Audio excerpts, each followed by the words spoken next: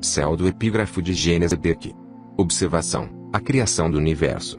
Antes que existisse uma estrela a brilhar, antes que houvesse anjos a cantar, já havia um céu, o lar do Eterno, o único Deus.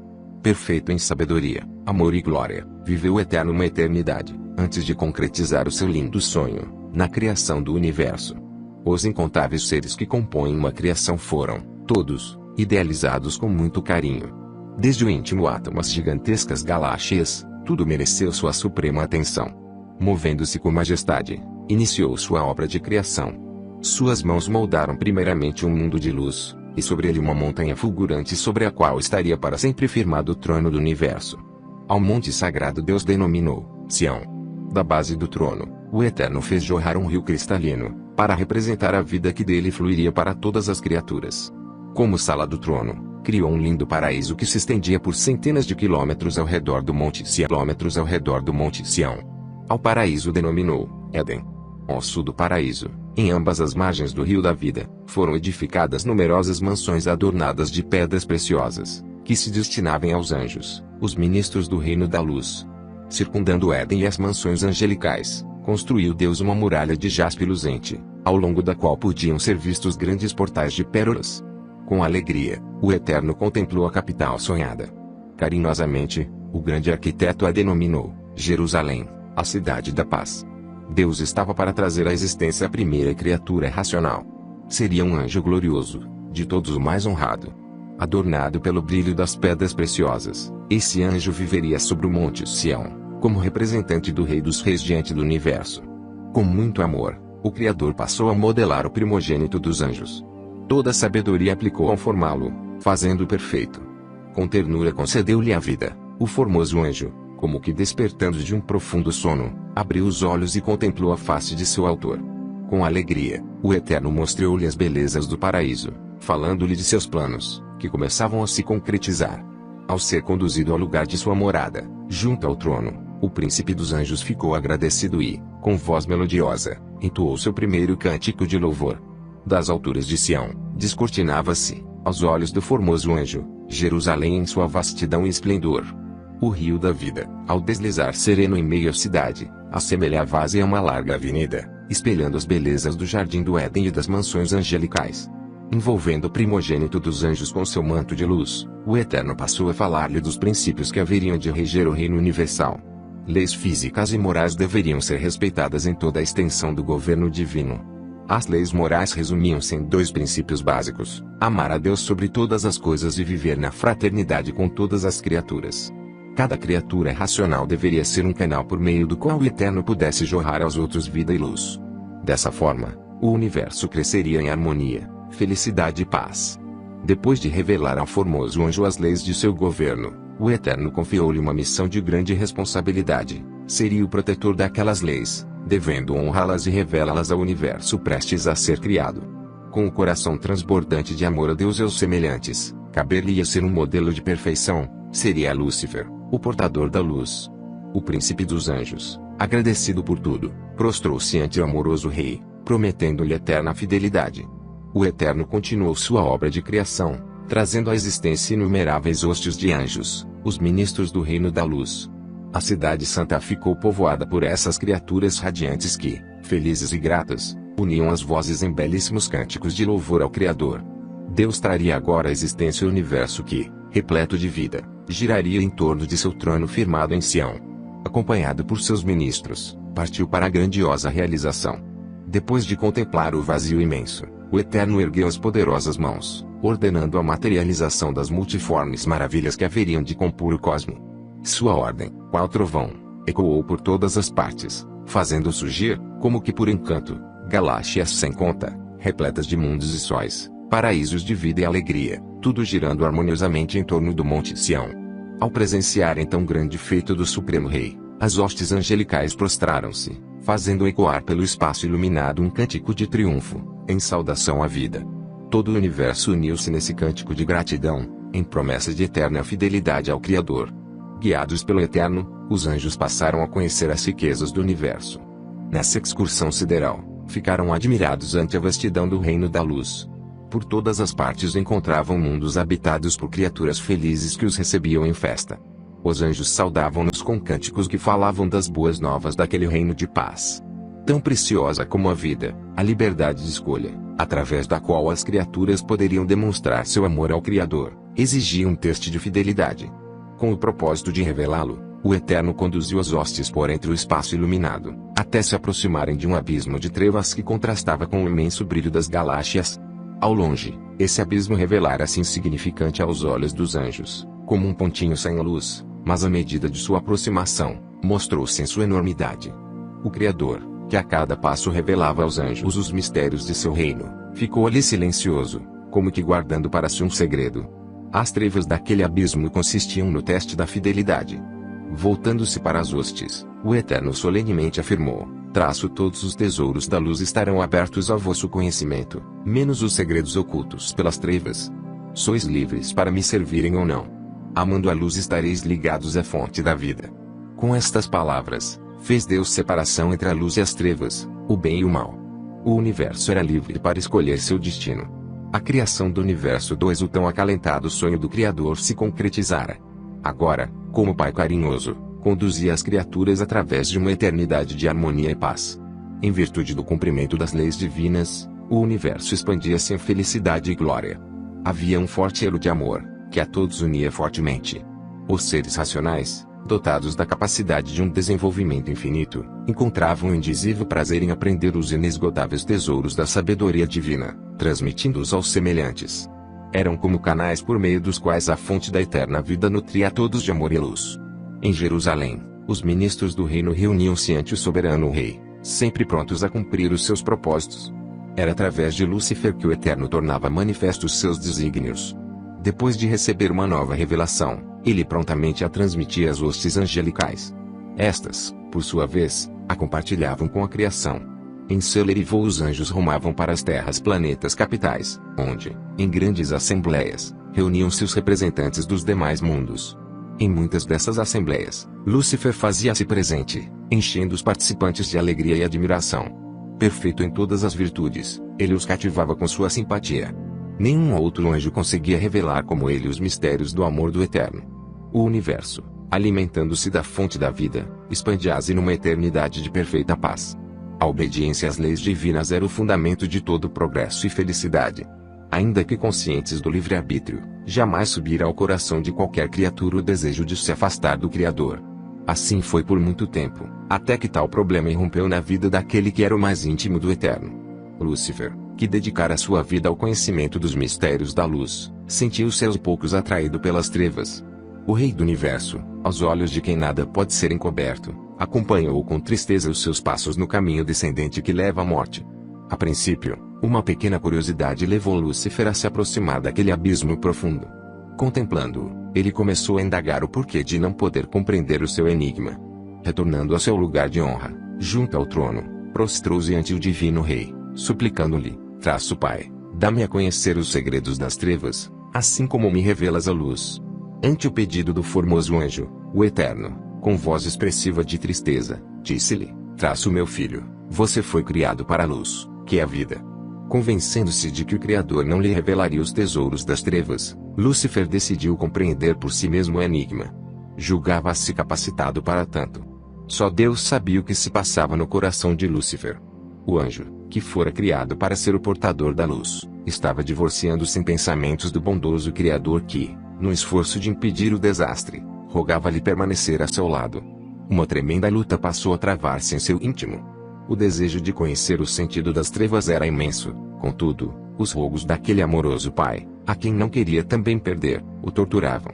Vendo o sofrimento que sua atitude causava ao Criador, às vezes demonstrava arrependimento, mas voltava a cair. Antes de criar o universo, Deus já previra a possibilidade de uma rebelião. O risco de conceder liberdade às criaturas era imenso, mas, sem este dom, a vida não teria sentido. Ele queria que a obediência fosse fruto de reconhecimento e amor, por isso decidiu correr o grande risco. Ainda que prosseguisse na busca do sentido das trevas, Lúcifer não pretendia abandonar a luz. Esforçava-se para chegar a uma combinação entre essas partes que, no reino do Eterno, coexistiam separadas. Finalmente, com um sentimento de exaltação, concebeu uma teoria enganosa, que pretendia apresentar ao universo como um novo sistema de governo, superior ao governar do Eterno. Denominou sua lei a ciência do bem e do mal. Estruturada na lógica, a ciência do bem e do mal revelou-se atraente aos olhos de Lúcifer, parecendo descerrar um sentido de vida superior àquele oferecido pelo Criador, cujo reino possibilitava unicamente o conhecimento experimental do bem. No novo sistema, haveria equilíbrio entre o bem e o mal, entre o amor e o egoísmo, entre a luz e as trevas. Ao longo do tempo em que amadurecera em sua mente a ciência do bem e do mal, Lúcifer soube guardar segredo diante do universo. Continuava em seu posto de honra, cumprindo a função de portador da luz. Contudo, por mais que procurasse fingir, seu semblante já não revelava alegria em servir ao Eterno. O Divino Rei, que sofria em silêncio, procurava, por meio de suas revelações de amor, preparar as criaturas racionais para a grande prova que se aproximava. Sabia que muitos dariam ouvido à tentação, voltando-lhe as costas. A noite da provação faria sobressair, contudo, os verdadeiros fiéis, aqueles que serviam ao Criador não por interesse, mas por amor. Ao ver que a hora da prova chegara, e que Lúcifer estava pronto para traí-lo diante do universo, o Eterno, que jamais cessara de revelar os tesouros de sua sabedoria, tornou-se silencioso e contemplativo. O silêncio fez reviver no coração dos hostes a lembrança daquela primeira excursão sideral, quando, depois de lhes mostrar as riquezas do reino da luz, Deus tornou-se silencioso ante aquele abismo. Lembram-se de suas palavras: todos os tesouros da luz estarão abertos ao vosso conhecimento, menos os segredos ocultos pelas trevas. Sois livres para me servirem ou não. Amando a luz estareis ligados à fonte da vida.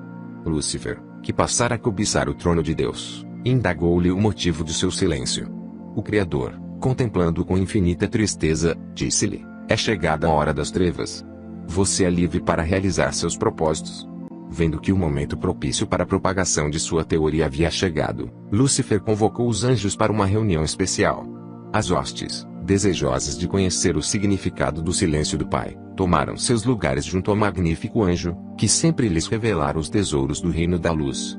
Lúcifer começou seu discurso exaltando, como de costume, o governo do Eterno. Num amplo retrospecto, lembrou-lhes as grandiosas revelações que os enriqueceram em toda aquela eternidade. O silêncio divino apresentou como sendo a indicação de que o universo alcançara a plenitude do conhecimento oriundo da luz. Silenciando, o Eterno abria-lhes caminho para o entendimento de mistérios ainda não sondados, mantidos até então além dos limites de seu governo. Surpresas, as hostes tomaram conhecimento da experiência de Lúcifer sobre as trevas. Com eloquência, ele falou-lhes da ciência do bem e do mal, indicando-a como o caminho das maiores realizações. O efeito de suas palavras logo se fez sentir em todo o universo. A questão era decisiva e explosiva, gerando pela primeira vez discórdia. Os seres racionais, em sua prova, tinham de optar por permanecer somente com o conhecimento da luz, o qual Lúcifer afirmava haver chegado ao seu limite, ou se aventurar no conhecimento da ciência do bem e do mal. No começo, os anjos debateram-se diante da questão, sendo logo depois todo o universo posto à prova. Dir-se-ia que a ciência do bem e do mal haveria de arrebanhar a maior parte das criaturas, mas, aos poucos, muitos que a princípio se empolgaram com a teoria, despertaram para a ilusão da mesma, reafirmando sua fidelidade ao reino da luz. Ao fim desse conflito, que se arrastou por longo tempo, revelou-se um terço das estrelas do céu ao lado de Lúcifer, e as restantes, ainda que abaladas pela prova ao lado do Eterno. A ciência do bem e do mal fora apregoada por Lúcifer como um novo sistema de governo. Mas como exercê-lo, se o Eterno continuava reinando em Sião? O conselho, formado pelos anjos rebeldes, passou a tratar disso. Decidiram, finalmente, solicitar-lhe o trono por um tempo determinado, no qual poderiam demonstrar a excelência do novo sistema de governo. Caso fosse aprovado pelo universo, o novo sistema se estabeleceria para sempre; caso contrário, o domínio retornaria ao Criador. Foi assim que Lúcifer, acompanhado por suas hostes, aproximou-se daquele pai sofredor, fazendo-lhe tal pedido. O Eterno não era ambicioso, apenas queria bem às suas criaturas. Se a ciência do bem e do mal consistisse realmente num bem maior, não se oporia à sua implantação, cedendo o trono a seus defensores. Mas ele sabia que aquele caminho conduziria à infelicidade e à morte. Movido por seu amor protetor, o Criador desatendeu o pedido das hostes rebeldes, que se afastaram enfurecidas. Lúcifer e suas hostes passaram a acusar o Divino Rei, proclamando ser o seu governo de tirania. Afirmavam ser sua permanência no trono a mais patente demonstração de sua arbitrariedade. Não lhes concedera a liberdade de escolha. Por que neutralizá-lo agora, impedindo-os de pôr em prática um sistema de governo superior? As acusações das hostes rebeldes repercutiram por todo o universo, fazendo parecer que o governo do Eterno era injusto. Isto trouxe profunda angústia àqueles que permaneciam fiéis ao reino da luz. Não sabendo como refutar tais acusações, essas criaturas, emudecidas pela dor moral, ansiavam pelo momento em que novas revelações procedentes do Criador pudessem aclarar-lhes os mistérios desse grande conflito. As acusações e blasfêmias das hostes rebeldes alcançavam o ponto culminante quando o Eterno, num gesto surpreendente, ergueu-se de seu trono, como que pronto a deixá-lo. Os infiéis, na expectativa de uma conquista, aquietaram-se, enquanto um sentimento de temor penetrava no coração dos súditos da luz. Entregaria-lhe o domínio de toda a criação, para livrar-se das vis acusações? De acordo com a lógica a partir da qual Lúcifer fundamentava seus ensinamentos, não restava outra alternativa ao Criador. Nesta tremenda expectativa, o universo acompanhava os passos de Deus. Num gesto de humildade, o Criador despojou-se de sua coroa e de seu manto real, depondo-se sobre o alvo trono.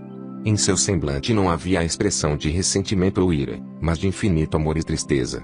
Com solenidade, o Eterno proclamou que o momento decisivo chegara, quando cada criatura deveria selar sua decisão ao lado da luz ou das trevas.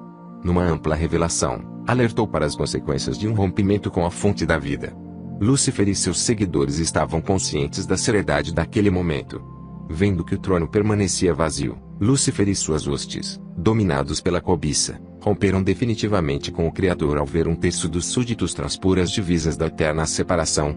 Deus deixou extravasar a dor angustiante que por tanto tempo martirizava seu coração, curvando-se em inconsolável pranto. Contemplando seus filhos rebeldes, ergueu a voz numa lamentação dolorosa: meus filhos, já não posso chamá-los assim. Queria tanto tê-los nos braços meus. Lembro-me quando os formei com carinho. Vocês surgiram felizes e perfeitos, em acordes de esperança em eterna harmonia. Vivi para vocês, cobrindo-os de glória e poder. Vocês foram a minha alegria. Por que seus corações mudaram tanto? O que mais poderia eu ter feito para fazê-los permanecer comigo? Hoje minha alma sangra em dor pela separação eterna. Como eu olharei para os lugares vazios onde tantas vezes rejubilantes ergueram as vozes em hosanas festivas, sem me vir à mente um misto da felicidade e dor. Saudade infinita já invade o meu ser, e sei que será eterna. Hoje o meu coração rompeu e quebrou-se, as cicatrizes carregarei para sempre. Depois de proclamar em pranto tão dolorosa lamentação, o Eterno, dirigindo-se a Lúcifer, o causador de todo o mal, disse: você recebeu um nome de honra ao ser criado.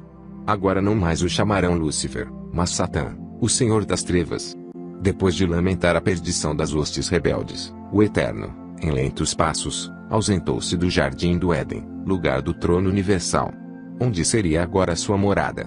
As hostes fiéis acompanharam reverentes os seus misteriosos passos de abandono, que pareciam descerrar um futuro difícil, de sofrimentos e humilhações. Ocupariam os rebeldes o divino trono, profanando-o como o domínio do pecado. Esta indagação torturava o coração dos súditos do Eterno. Deixando sua amada cidade, o Senhor da Luz conduziu-se, em meio às glórias do universo, em direção do abismo imenso, a respeito do qual silenciara até então.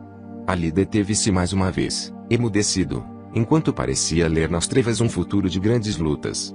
Ante o sofrimento do Eterno, expresso na tristeza de seu semblante, os fiéis puderam finalmente compreender o significado daquele misterioso abismo. Consistia numa representação simbólica do reino da rebeldia. Na face entristecida de Deus manifestou-se, por fim, um brilho que aos fiéis animou. Erguendo os poderosos braços ante as trevas, ordenou em alta voz: haja luz. Imediatamente, a luz de sua presença inundou o profundo abismo e, triunfando sobre as trevas, revelou um mundo inacabado, coberto por cristalinas águas. Com esse gesto, iniciava o Eterno uma grande batalha pela reivindicação de seu governo de luz, batalha do amor contra o egoísmo, da justiça contra a injustiça, da humildade contra o orgulho, da liberdade contra a escravidão, da vida contra a morte. Batalha que, sem trégua, se estenderia até que, no alvorecer almejado, pudesse o divino rei retornar vitorioso ao santo monte Sião, onde, entronizado em meio aos louvores dos remidos, reinaria para sempre em perfeita paz.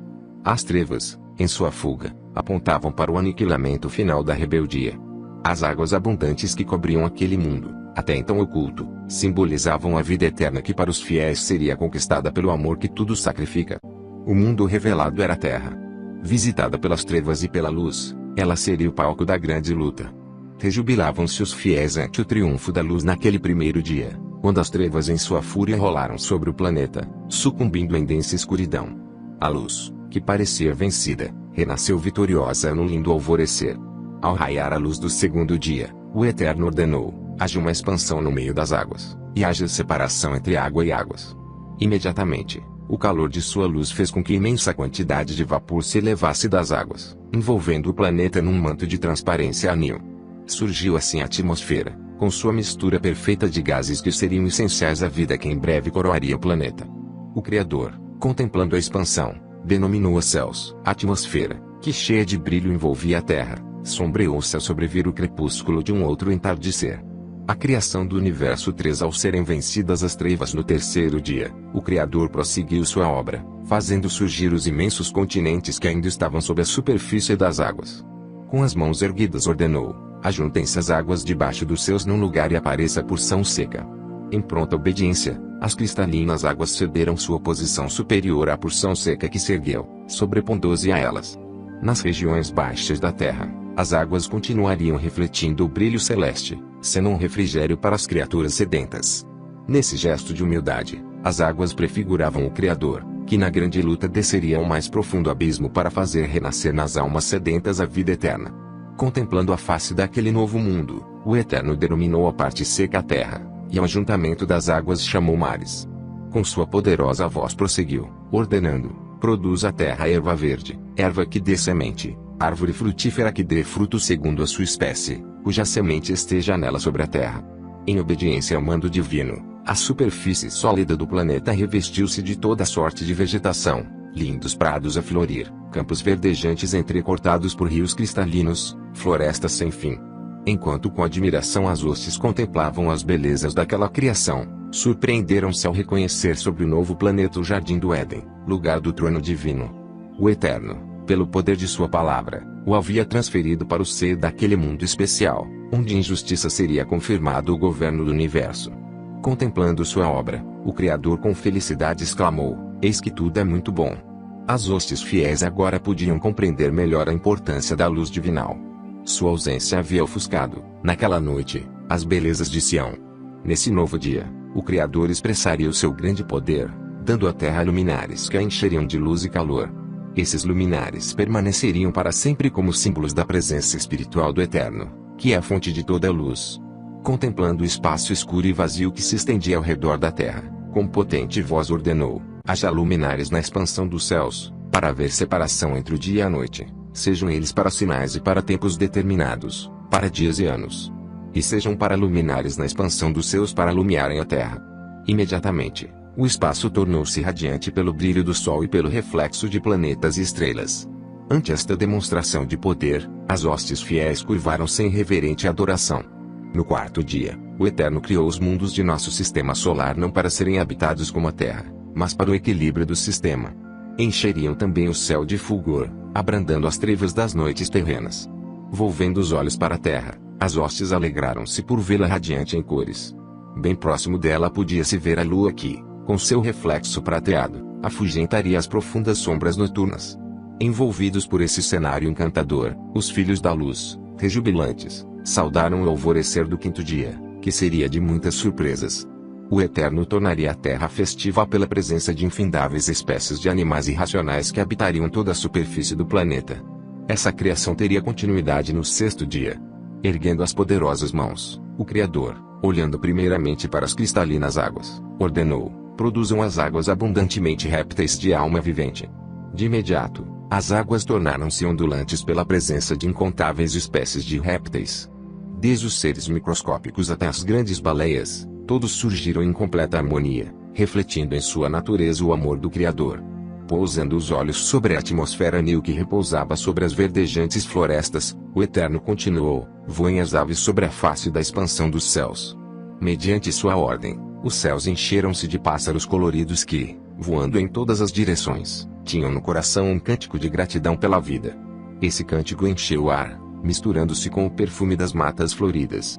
Contemplando com prazer suas criaturas terrenais, o Eterno abençoou-as dizendo: frutificai e multiplicai-vos e enchei as águas nos mares, e as aves se multipliquem na terra.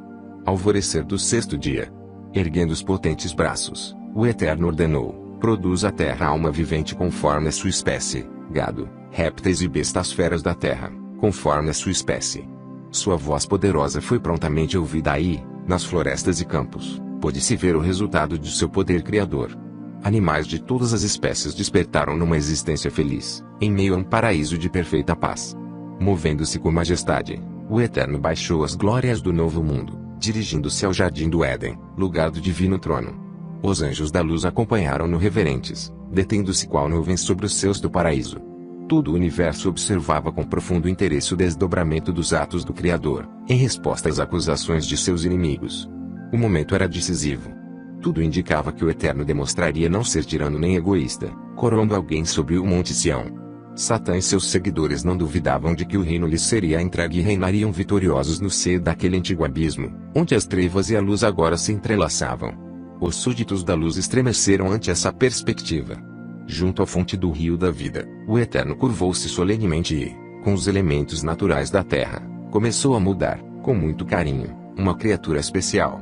Depois de alguns instantes, estava estendido diante do Criador o corpo, ainda sem vida, do primeiro homem. O Eterno contemplou e, após acariciar-lhe a face fria e descorada, soprou-lhe nas narinas o fôlego da vida e o homem começou a viver. Como que despertando de um sono, o homem abriu os olhos e contemplou a face meiga de seu Criador que, sorrindo, beijou-lhe a face agora corada e cheia de vida. Emocionou-se ao ouvir o Eterno dizer-lhe com voz suave e cheia de afeição: meu filho, meu querido filho. Por ter nascido do solo, o primeiro homem recebeu o nome de Adão. As hostes fiéis que admiradas testemunhavam a grandiosa realização divina, emocionadas ante o gesto humano, prostraram-se também em reverente adoração. Uniram então as vozes num cântico de júbilo em saudação àquela criatura especial, que despertava para a vida num momento tão decisivo para o universo. Com o coração cheio de felicidade, Adão uniu-se aos anjos em seu cântico de louvor. Sua voz, ao ecoar pelos arredores floridos, misturou-se ao canto das aves e ao mugir de animais que se aproximavam em festa. Num passeio de surpresas inesquecíveis, Adão foi conscientizado das belezas de seu lar. Com admiração, contemplou o Monte Sião, donde jorrava o rio da vida, numa cascata de luz. Com intensa alegria, Adão tomava conhecimento das infindáveis espécies de animais que povoavam o jardim. Todos eram mansos e submissos e viviam em perfeita harmonia e felicidade. Observando os animais, Adão percebeu que eles desfrutavam de um companheirismo especial. Via por toda parte casais felizes que viviam um para o outro. Seus pensamentos voltaram-se para o seu companheiro. Olhou ao derredor e ficou surpreso por não vê-lo. O Eterno havia se ocultado propositalmente, tornando-se invisível. Adão sentia-se solitário em meio àquele paraíso. Com quem partilharia sua felicidade e seu amor? Havia ali os animais, mas eles eram irracionais, não podendo compartilhar de seus ideais. Nascia em seu coração, ao caminhar solitário naquele entardecer, um desejo ardente de encontrar alguém que pudesse estar sempre a seu lado. Enquanto Adão olhava para as distantes colinas na esperança de ver alguém, o Eterno apresentou-se ao seu lado e disse-lhe: não é bom que o homem esteja só, fale-lhe uma companheira. Adão ficou feliz ao ouvir do Criador essa promessa, justamente no momento em que tanto ansiava ter alguém para estar sempre visível a seu lado. Tomado por um profundo sono, Adão reclinou-se no peito de seu amoroso Criador que, com carícias, o fez adormecer. Em seu subconsciente surgiram os primeiros sonhos. Contempla o olhar meigo do Eterno. Ouve o som harmonioso da música angelical. Descobre as maravilhas ao derredor. O Monte Sião com seu arco-íris, o rio da vida, os prados em flor, os animais que o saúdam em festa. Repetem-se em seus sonhos as cenas que o envolveram em seu anseio. Olha ao derredor na esperança de encontrar seu companheiro, mas não vê. Sente-se solitário em seu sonho, e isso o faz procurar alguém com quem possa compartilhar sua existência. Seu olhar estende-se por campinas verdejantes, divisando ao longe colinas floridas. Enquanto caminha esperançoso, sente a brisa mansa afagar-lhe os cabelos macios. Conversa com a brisa: brisa, você parece ser quem tanto procuro, você me afaga os cabelos, beija minha face, você tem o perfume das verdes matas. Se eu pudesse ver sua face, beijá-la-ia, se eu pudesse tocar os seus cabelos, faria longas tranças e as enfeitaria com as flores do nosso jardim. Após caminhar em sonho pelos prados do paraíso, Adão deteve-se enquanto contemplava a paisagem ao redor. Admirou-se por não ver o efeito da brisa nos ramos floridos. Mas como, se a sentia calidamente no rosto. Começou então a despertar de seu sonho. Ainda com os olhos fechados, lembrou-se do momento em que, sonolento, recostara-se no peito do Eterno. Seria a brisa o afago de suas mãos. Com esta indagação abriu os olhos e emocionou-se ao contemplar uma linda mulher que, com as mãos perfumadas, acariciava-lhe a face com amor. Era a brisa de seu sonho, a promessa de um Criador que só queria fazê-lo feliz. Agora Adão era completo, pois tinha Eva, que era carne de sua carne e ossos de seus ossos. Tomando-a pela mão, Adão convidou-a para um passeio de surpresas inesquecíveis. Mostraria à sua companheira as belezas de seu lar. Sensibilizada, Eva detinha-se a cada passo, atraída pelas flores que exalavam suaves perfumes, pelos pássaros que gorjeavam alegres cantos, pelos animais que os seguiam submissos, pela vegetação de ricos matizes, pelas águas cristalinas do rio da vida que jorravam em cascata do Monte Sião. Tudo no paraíso era perfeito e belo, mas nada se igualava ao ser humano, criado à imagem de Deus. Voltaram-se um para o outro em admiração e carícias. Embalados por esse amor, permaneceram até o entardecer. Com deleite, o jovem casal passou a contemplar o sol poente que, através de rosados raios, coloria o céu em lindo arrebol. Era o sexto dia que chegava ao seu final, dando lugar às horas de um dia especial, o sábado. Esse dia, em seu significado, seria solene para todos os súditos do Eterno, pois seu alvorecer traria vitória para o reino da luz. Indagavam o sentido das trevas quando, por entre as ramagens, viram um lindo luar, cujos raios prateados banhavam a natureza em suave luminosidade. Todo o céu estava iluminado pelo fulgor das estrelas. Admirados, descobriram que a noite somente era trevas quando se olhava para baixo. Adão e Eva, em sua inocência, não sabiam que aquela noite simbolizava o futuro sombrio da humanidade. Quando o compreendessem, ficariam confortados ao contemplar o fulgor dos céus. O luar falaria de esperança e as estrelas cintilantes testemunhariam o interesse das hostes da luz em aclarar-lhes as trevas morais, dando alento aos pecadores. Mas seriam iluminados apenas aqueles que, desviando os olhos da terra, contemplassem os altos céus. Após contemplar por algum tempo o céu em sua luminosidade, o casal, lembrando-se das belezas do paraíso, volveu os olhos, buscando divisá-las. Estavam, porém, ocultas em meio às sombras. Quanto almejavam o alvorecer, pois somente ele traria consigo o paraíso. Ante o anseio do coração humano, o Eterno surgiu em meio às trevas, devolvendo ao casal a alegria de se encontrar novamente num jardim colorido. Banhados em suave luz, caminhavam agora por prados verdejantes e floridos. O brilho do Criador despertava a natureza por onde passavam, colorindo e alegrando tudo em derredor. O casal, admirado, aprendeu que ao lado do Eterno poderiam ter um paraíso em plena noite. Sentindo-se sonolentos, Adão e Eva recostaram-se no colo do amoroso Pai, que os faz adormecer docemente, esperançosos de um despertar feliz. Deitando-os sobre a relva macia, o Eterno elevou-se indo para junto das hostes contemplativas. Voltaria a manifestar-se ao alvorecer, fazendo o casal despertar para o mais solene acontecimento, que reduziria após-vis acusações dos inimigos. A noite escura e fria, através de suas longas horas, parecia zombar da luz. Ofuscaria para sempre as belezas da criação? Oh, jamais! O sol não recuaria ante a imponência das trevas, surgiria em breve como um libertador, arrebatando com seus cálidos raios a natureza das frias garras, dando-lhe vida e cor. Num último desafio, as trevas tornaram-se densas nas horas que antecederam o alvorecer. A noite arregimentava suas forças para lutar pelo domínio usurpado. Finalmente, surgiu no leste um lampejo que parecia falar de esperança em um novo dia. O céu aos poucos tornou-se colorido de um vermelho vivo. As trevas impotentes recuaram ante a força crescente da luz e foram consumidas em sua fuga. A natureza começou a despertar da longa noite, refletindo em seus seios saudosos raios. Flores abriram-se, exalando perfumes de alegria. Animais e aves, silenciados pela noite, uniram as vozes num cântico triunfal em saudação ao alvorecer daquele dia grandioso.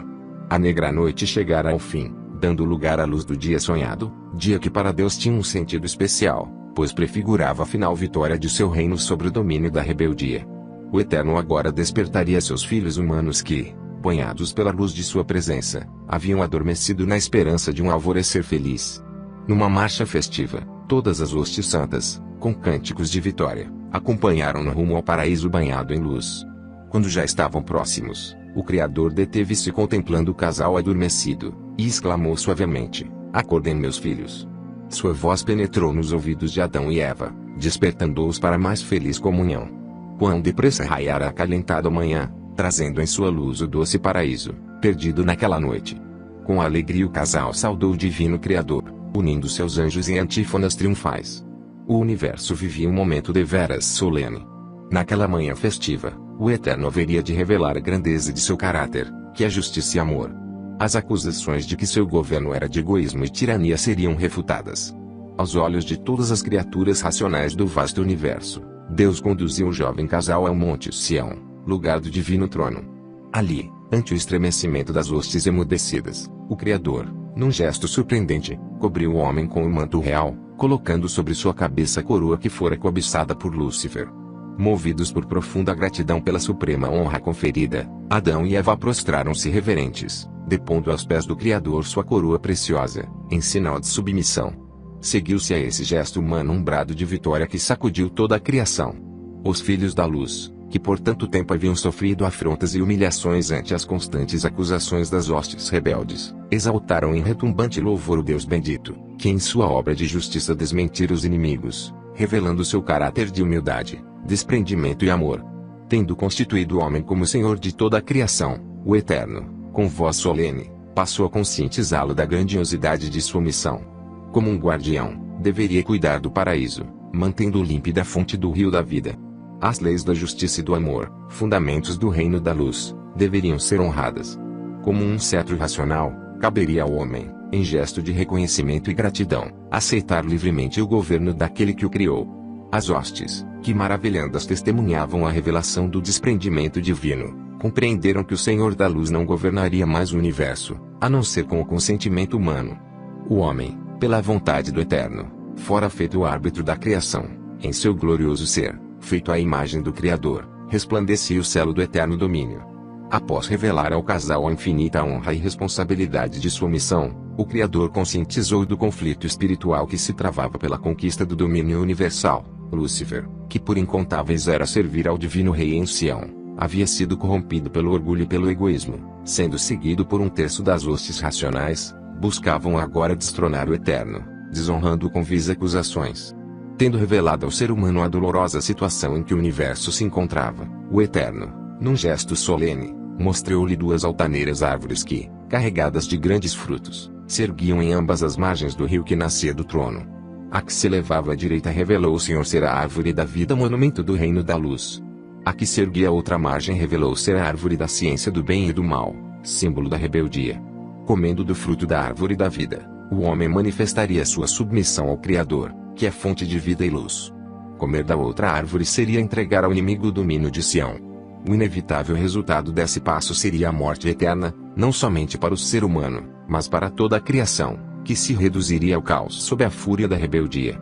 Após contemplar demoradamente as duas altaneiras árvores, que externavam em seus frutos tão infinita responsabilidade, Adão prostrou-se ante o Criador, dizendo: digno és, Senhor, de reinar sobre o universo, pois pela tua sabedoria, amor e poder todas as coisas foram criadas e subsistem. O sábado, emblema do triunfo divino, encheu-se de louvor. Todos os filhos da luz uniram-se ao ser humano no mais harmonioso cântico de exaltação àquele cuja grandeza é sem par. Foi com espanto que Satã e seus seguidores testemunharam a grandiosa realização do Eterno. Presenciaram com amargura e alegria dos fiéis ante a coroação do homem, acontecimento que lançara por terra as fortes acusações que eles havia levantado contra o governo divino. Cheios de frustração e ira, consideravam agora sua triste condição. Quão terrível e humilhante era-lhes o pensamento de verem seus planos de rebeldia desfazerem-se diante do Criador, semelhantes às sombras daquela noite. Se pudessem, pensavam, encheriam o sábado de trevas, banindo da mente dos súditos do Eterno qualquer esperança de vitória. Finalmente, em suas considerações, Satã e seus liderados compreenderam que lhes restava uma oportunidade. No meio do jardim do Éden, nas alturas de Sião, elevava-se, junto ao rio da vida, a árvore da ciência do bem e do mal. Bastaria um gesto humano, nada mais, e teriam sob seu poder, para sempre, o domínio cobiçado. Mas como seduzi-lo? Animado ante a perspectiva de uma conquista, Satã procurou, com engenhosidade, arquitetar um plano de abordagem. Sabia que, se falhasse em sua tentativa, todas as esperanças de triunfo ter-se-iam diluído, desfazendo-se todos os seus sonhos de aventura. Concluiu que o engano haveria de ser sua poderosa arma. Não fora através dele que conseguira dominar um terço das hostes celestes. Aguardaria, portanto, um momento propício para armar sua cilada. A criação do universo 4 O Éden pairava uma perfeita paz. Por todos os lados os passarinhos faziam ouvir seus alegres trinos em louvor constante ao Criador. Toda a natureza florir parecia proclamar um reino de eterna alegria. Os animais sempre submissos ao homem, o senhor daquele paraíso encantador. Tudo era felicidade para o casal, mas esta tornava-se mais intensa na viração daqueles dias primaveris. O arrebol, que com sua beleza coloria o céu prenunciando as escuras noites, anunciava-lhes também o momento da visita diária do Eterno. Juntos, sob a luz de sua presença, passavam longo tempo em conversação. Com ânimo, o casal contava ao Senhor as surpreendentes maravilhas que iam descobrindo a cada dia na natureza. Deus, com carinho, descerrava-lhes o significado de cada ser. Como ele fora bom, trazendo-os à existência e concedendo-lhes um lar tão cheio de delícias. Ao despertarem para as alegrias de cada dia, vinham-lhes a lembrança, as carícias e o doce canto do Eterno, que os fazia adormecer todas as noites. A vida de Adão e Eva no Éden não era de ociosidade. A eles foi recomendado o cuidado do jardim. Sua ocupação não era cansativa, ao contrário, era agradável e revigorante. O Criador indicara o trabalho como uma fonte de benefícios para o homem, a fim de ocupar-lhe a mente e fortalecer-lhe o corpo, desenvolvendo-lhe todas as faculdades. Na atividade mental e física, o homem encontrava um elevado prazer. Era comum ao jovem casal receber visitas de seres celestes. Aos visitantes sempre tinham novidades a relatar e perguntas a fazer. Passavam longo tempo ouvindo deles sobre as maravilhas do reino de luz. Através desses visitantes, Adão e Eva passaram a ter amplo conhecimento da rebelião de Lúcifer e de suas eternas consequências. Aos visitantes, Adão e Eva sempre pediam que lhes ensinassem os harmoniosos cânticos celestiais. Como se deleitavam ao unirem as vozes ao coro angelical. Em sua onisciência, Deus tinha conhecimento do terrível intento do inimigo. Convocando as suas hostes principais, revelou-lhes com pesar o iminente perigo que pairava sobre o universo. Satã haveria de armar uma cilada, a fim de levar o homem a comer da árvore da ciência do bem e do mal. Ante essa revelação, os filhos da luz ficaram temerosos, pois conheciam a tremenda facilidade de Satã em enlaçar criaturas inocentes e atirá-las em suas malhas de morte. No solene concílio, sem a autorização de Deus, decidiram enviar, com urgência, mensageiros para advertirem o homem do grande perigo. 2 poderosos anjos foram encarregados dessa decisiva missão. Imediatamente, os mensageiros comissionados irromperam pelos portais de Jerusalém, alcançando o seio do espaço infinito. Em instantes, transpuseram imensidões, cruzando todo o universo. Podiam agora divisar a pouca distância o jardim do Éden, onde o destino do universo estava para ser decidido. Adão e Eva viram então no límpido céu um sinal da aproximação dos visitantes celestes e a eles ergueram os braços numa alegre saudação. Adão e Eva admiraram-se, porém, por não verem no semblante deles a mesma alegria. Os visitantes traziam na face uma expressão de anseio que eles não podiam entender. Tentaram mudar-lhes a triste feição, contando-lhes as novas descobertas feitas no paraíso. Os mensageiros, todavia, não tendo tempo disponível como outrora, interromperam-nos com palavras de advertência. Satã haveria de armar-lhes uma cilada, a fim de levá-los a comer do fruto da árvore da ciência do bem e do mal.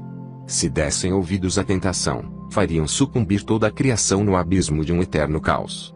Os anjos lembraram-lhes que o reino lhes fora confiado como um sagrado depósito, devendo, em uma vida de fidelidade, honrar aquele que por amor esvaziou-se, colocando-se numa posição de hóspede do ser humano. Adão e Eva deveriam ser firmes ante as insinuações do inimigo, pois assim selariam a eterna vitória do reino da luz. Falando-lhes da feliz recompensa que se seguiria ao seu triunfo, os anjos revelaram que era plano de Deus a transferência de Jerusalém celeste para a terra. Ali, novamente acoplada ao paraíso, permaneceria para sempre. E o homem, submisso ao Criador, reinaria pelos séculos sem fim sobre o monte Sião, em meio aos louvores das hostes universais. Mas tudo isso dependia inteiramente do posicionamento humano frente às tentações do inimigo, que faria de tudo para arrebatar-lhe o reino. Adão e Eva ficaram temerosos ao conhecerem os planos de Satã, mas foram consolados ao saber que ele não poderia fazer-lhes nenhum mal, forçando-os a comer do fruto proibido. Se, porventura, procurasse intimidá-los com seu poder, todas as hostes do Eterno viriam em seu socorro. Os mensageiros da luz concluíram sua missão recomendando ao casal permanecerem vigilantes, tendo sempre em mente a responsabilidade que sobre eles repousava. Adão e Eva, agradecidos pelas advertências dos anjos, uniram as vozes num cântico de promessa em uma eterna vitória. Estavam certos de que jamais abandonariam o bendito Criador, ouvindo a voz do tentador.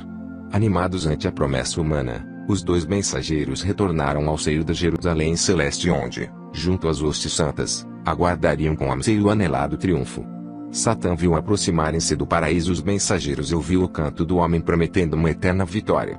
Esse cântico fez com que sua inveja e ódio aumentassem de tal maneira que não os pôde conter. Disse então a seus seguidores que em breve faria silenciar aquela voz.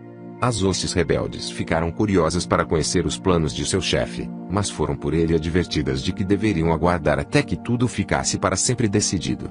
Se o homem ouvisse sua voz, comendo do fruto da árvore da ciência do bem e do mal, seria vitorioso, possuindo para sempre o domínio do universo. Caso o homem resistisse, permanecendo fiel ao Criador, já não haveria qualquer esperança para eles. O paraíso parecia estar envolvido por uma eterna segurança, mas no semblante do homem podia ser vista uma expressão de temor. Desde a partida dos anjos, Adão e Eva permaneciam silenciosos, meditando com reverência sobre a tremenda responsabilidade de sua missão. Pensavam na seriedade daquela eminente prova que haveria de selar o seu futuro e o de toda a criação. Animados, contudo, ante o pensamento da vitória, uniram mais uma vez as vozes num cântico que expressava a certeza do triunfo anelado. Satã, que observava atentamente o casal, percebeu estar chegando a sua oportunidade.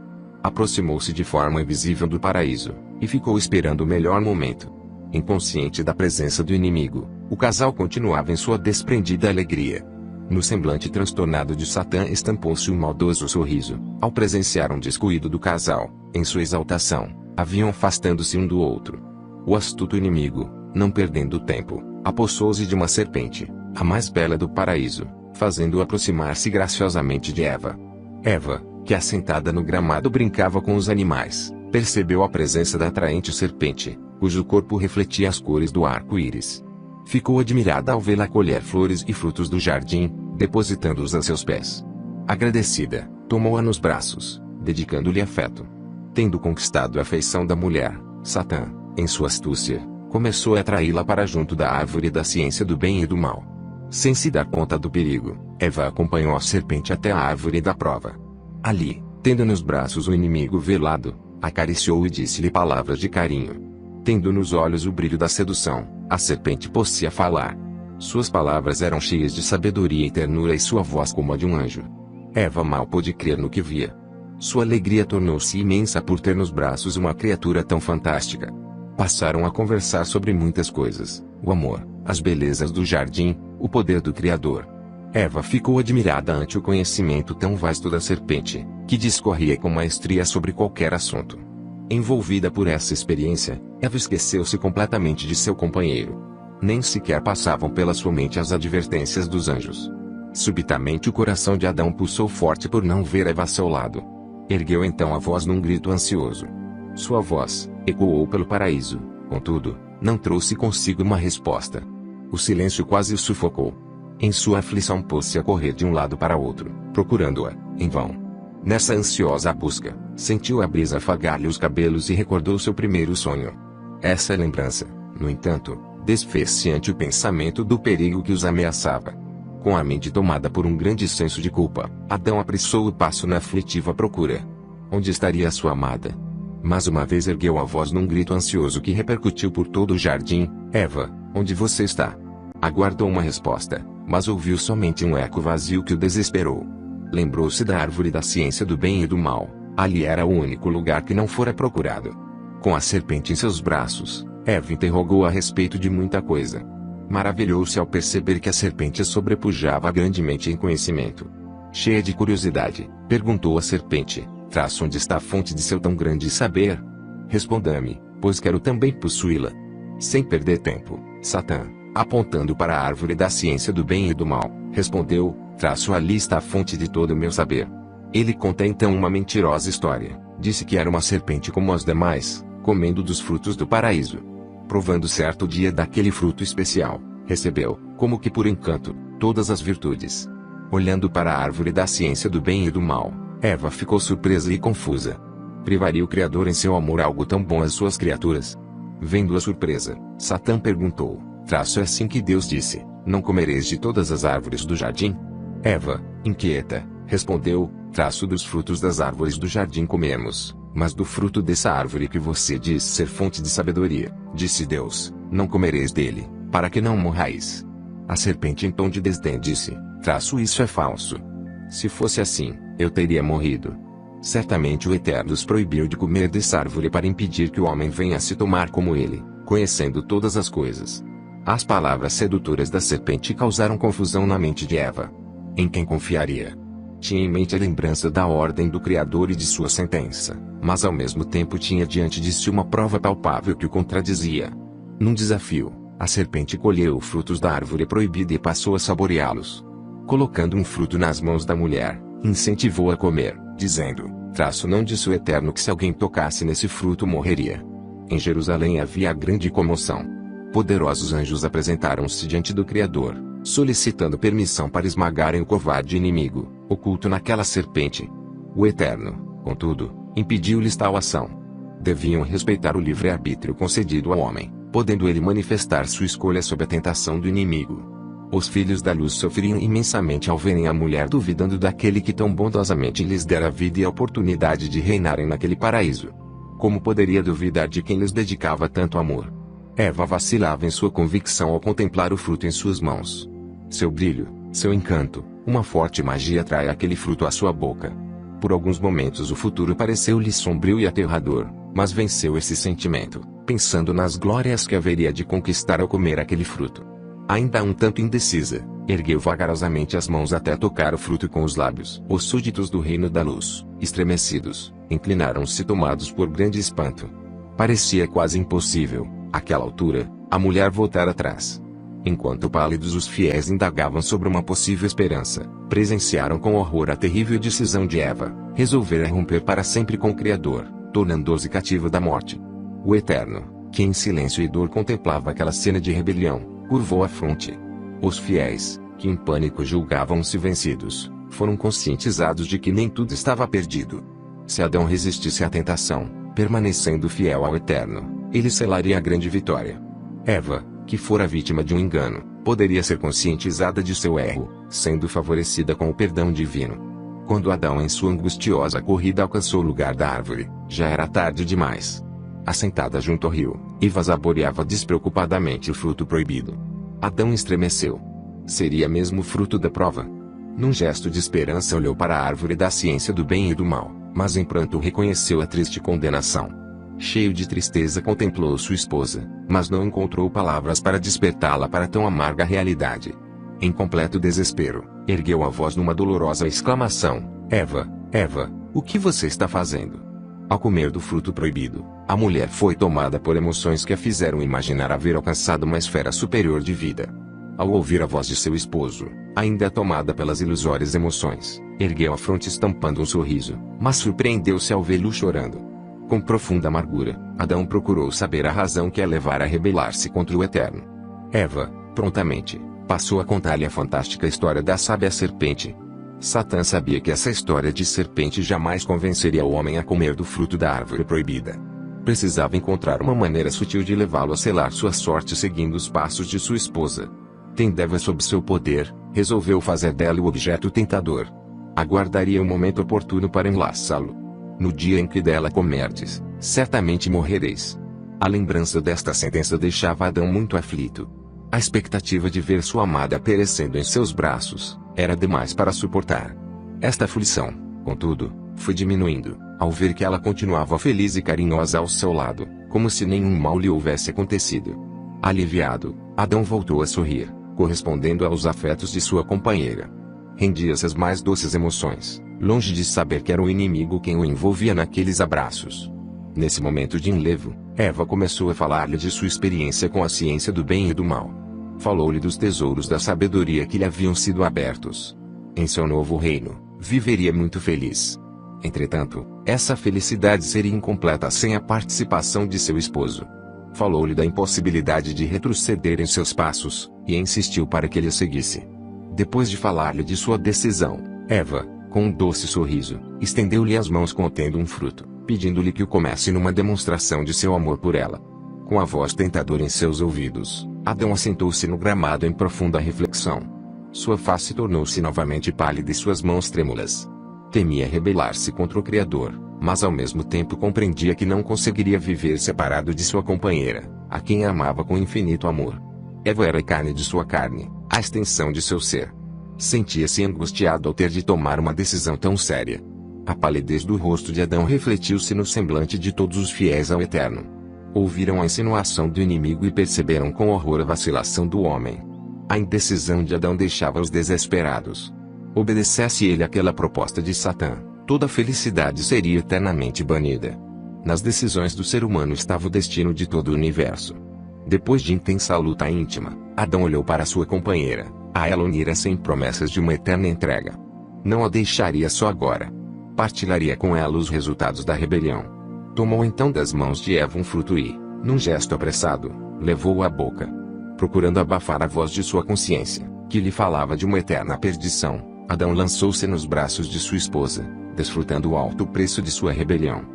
Satã, com brados de triunfo, deixou o paraíso, voando rapidamente para junto de suas inumeráveis hostes, que aguardavam ansiosas o resultado de tão arriscada tentativa. Ao saberem da desgraça humana, uniram-se numa estrondosa festa. Sentiam-se seguros. Sião agora lhes pertencia por direito, podendo lá estabelecer um reino eterno, jamais sendo molestados pelas leis do Eterno. Em todo o universo os filhos da luz sofriam e pranteavam a derrota. Nunca houvera tanta tristeza e horror ante o futuro. As vozes que viviam a entoar louvores ao Criador proferiam agora lamentações. O Eterno, antes mesmo de criar o universo, já havia previsto esse triunfo da rebeldia e, em sua sabedoria e amor, idealizar um plano de resgate. Ordenou que seus mais poderosos anjos circundassem imediatamente o jardim do Éden, impedindo que Satã tomasse posse do Monte Sião. Consoladas ante a manifestação divina, as potentes criaturas, em pronta obediência, romperam o espaço infinito, circundando em instantes o paraíso, no seio do qual o ser humano, já transtornado pelo pecado, vivia o negror de uma noite que seria longa e cruel. Sendo a autoridade do Eterno fundamentada na justiça, de que maneira poderia justificar suas ações diante dos inimigos? Não entregara por sua vontade o reino ao homem, e esse por livre escolha não o submeter a Satã. Enquanto surpresas as criaturas racionais consideravam as ações decisivas de Deus, ouviram sua potente voz que, repercutindo por toda a criação, trazia a revelação do grande mistério, revelação tão maravilhosa que a partir daquele momento, por toda a eternidade, ocuparia a mente dos fiéis, sendo tema para as mais doces meditações. O Eterno falou primeiramente sobre a terrível condenação que pendia sobre o homem e toda a criação. Disse que, ao se desligar da fonte da vida, o homem havia se precipitado em tão profundo abismo que não poderia ser alcançado pelo seu braço de justiça e poder. Humilhado e torturado pelas garras do inimigo, não restava ao homem outra sorte além da morte, traço fruto doloroso de sua espontânea rebelião. Considerando a situação humana, as hostes da luz não viam possibilidades de triunfo. Sabiam que só o homem poderia retomar o domínio do inimigo, devolvendo-o ao Criador. Mas o ser humano, eternamente escravizado em sua natureza, seria incapaz de tal vitória. Com voz melodiosa e cheia de ternura, Deus revelou o plano da redenção, dizendo: na verdade, o homem colherá o fruto de sua rebelião numa terrível morte.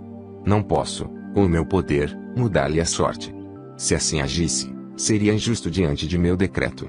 Mas farei cair toda a condenação sobre um substituto que surgirá na descendência humana. Esse homem não trará em suas mãos as algemas da morte, sendo inocente e incontaminado em sua natureza.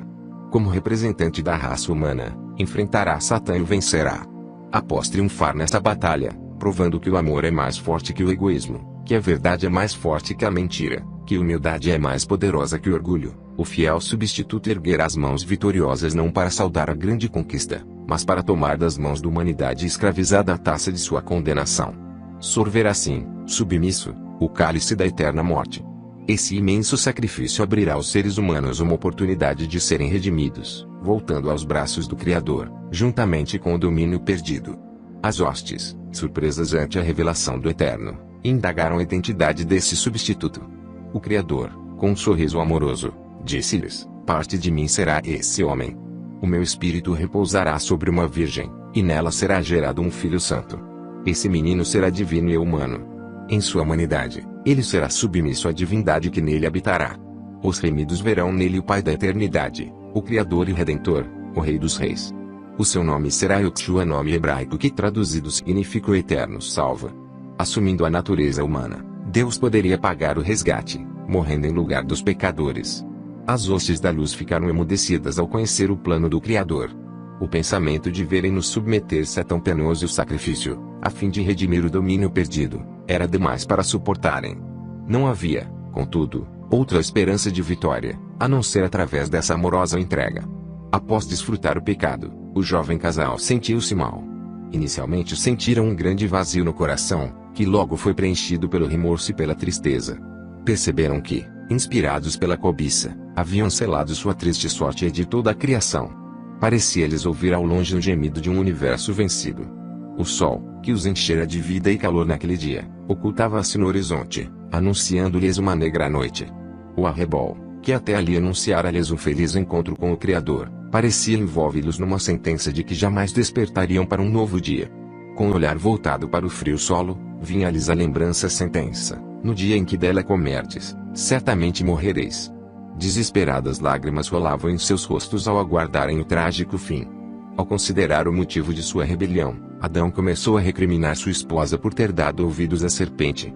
Eva, por sua vez, procurando desculpar-se, lançou a culpa sobre o Criador, dizendo: porque o Eterno permitiu que a serpente me enganasse. O amor que reinava no coração humano desaparecia, dando lugar ao orgulho e ao egoísmo, que se fundiam em ressentimentos e ódio. Sua natureza já não era pura e santa, mas corrompida e cheia de rebeldia. Tudo estava mudado. Mesmo a brisa mansa que até ali os havia banhado em carícias refrescantes, enregelava agora o culposo par. As árvores e os canteiros floridos, que eram seu deleite, consistiam agora em empecilhos ao caminharem sem rumo naquela noite. O propósito de Satã em encher o sábado de trevas parecia haver-se cumprido. Naquela noite, não existia sequer o reflexo prateado do luar para falar-lhes de esperança. As estrelas cintilantes, suspensas no escuro céu, estavam ofuscadas pela dor. Baixavam sobre o mundo as trevas de uma longa noite de pecado, sombras sob as quais tantos se arrastariam sem esperança de um alvorecer. A noite já ia alta e as trevas pareciam envolver o triste casal em eternas sombras quando surgiu repentinamente um brilho no céu, que ia aumentando à medida que se aproximava da terra. O casal estremeceu, pois sabia que era o Criador que vinha dar-lhes o castigo. Vencidos pelo pânico, puseram-se a correr, distanciando-se do Monte Sião, o lugar da vergonhosa queda. Justamente para ali viram o Criador dirigir-se.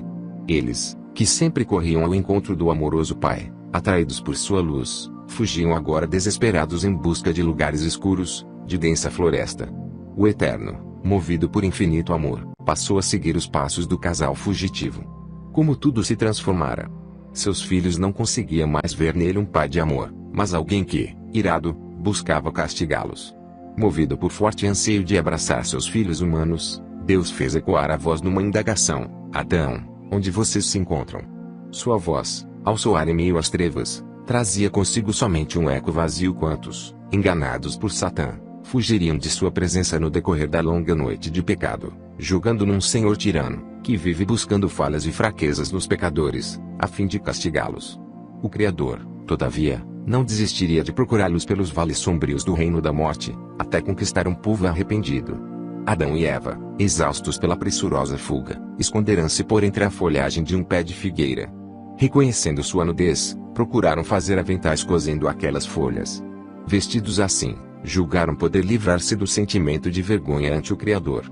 O Eterno, aproximando-se do local onde o casal se escondia, perguntou: Adão, onde estão vocês? Não podendo mais se ocultar de Deus, Adão ergueu-se juntamente com sua companheira e, cabisbaixos, apresentaram-se ao Criador, prostrando-se trêmulos a seus pés. Não conseguiram encará-lo mais, devido ao senso de culpa. O Criador, carinhosamente, tomou-os pelas mãos, erguendo-os do chão, e, com expressão de tristeza no semblante, perguntou-lhes: por que vocês fugiram de mim? Acaso comeram do fruto da árvore da ciência do bem e do mal? Adão, todo trêmulo, com voz entrecortada de temor, respondeu: a mulher que me deste por companheira, ela deu meu fruto e eu comi. Com esta resposta, Adão procurava desculpar-se, lançando a culpa sobre sua companheira. Voltando-se para Eva, o Eterno indagou-lhe: por que você fez isso? Eva prontamente respondeu-lhe: aquela serpente me enganou e eu comi. Ambos não queriam reconhecer a culpa, lançando-a sobre outrem. Em suma, atribuíam ao Criador a responsabilidade por todo o mal praticado, porque concedera-lhes o livre-arbítrio. Por que criar a mulher? Por que criar a serpente? Deus observava seus filhos que, tímidos e desconcertados, permaneciam diante de si. Com profunda tristeza, ele previu que essa seria a experiência de incontáveis seres humanos no decorrer da história.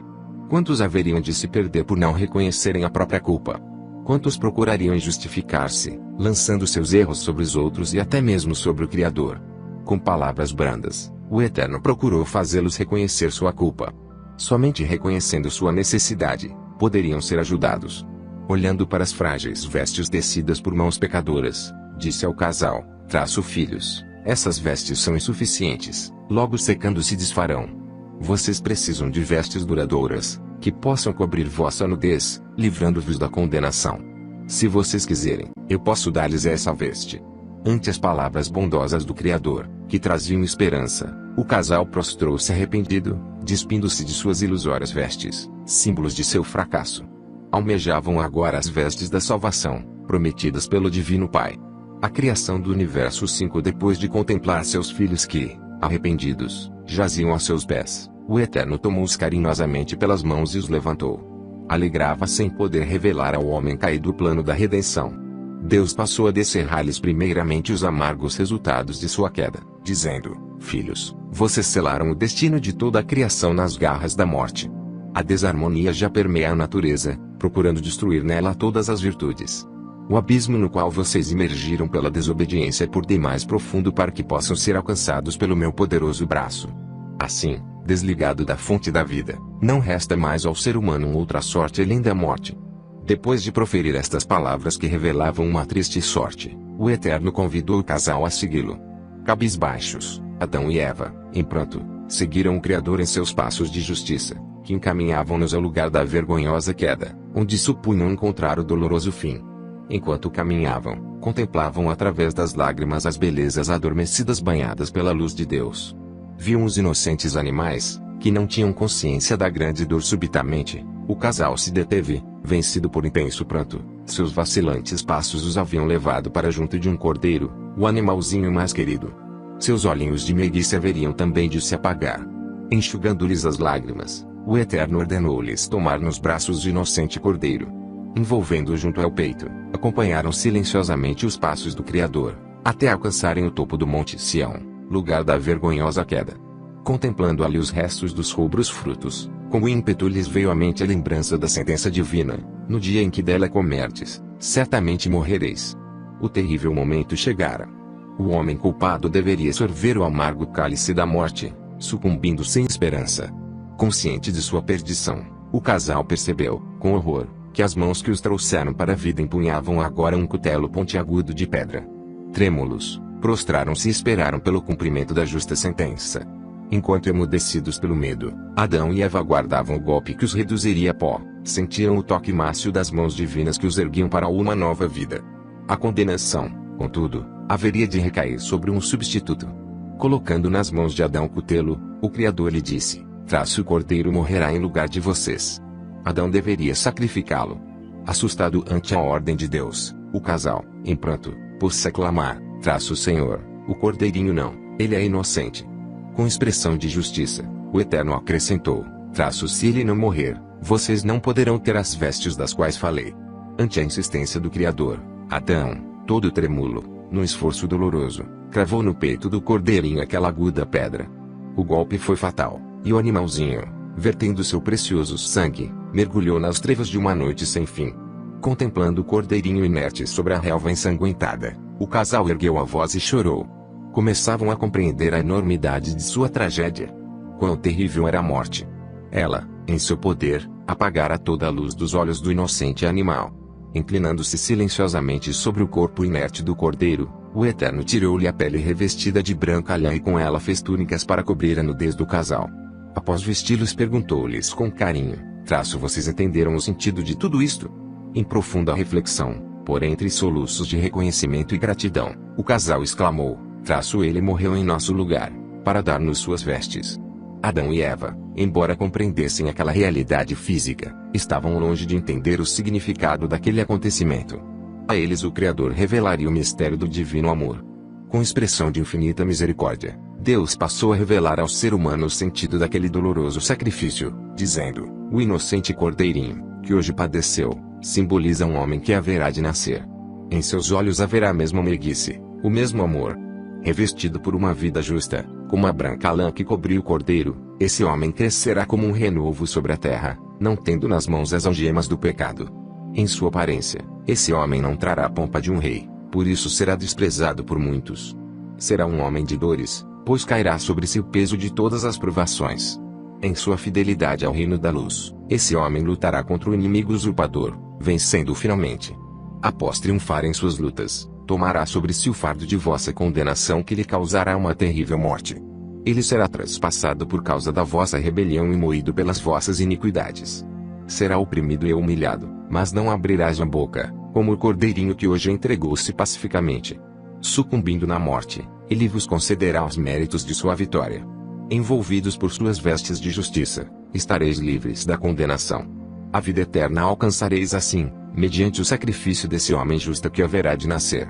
Adão e Eva, que num misto de gratidão e dor ouviram a revelação de tão grande salvação, indagaram reverentes a respeito desse homem especial que em sua descendência haveria de surgir, a fim de cumprir tão imenso sacrifício.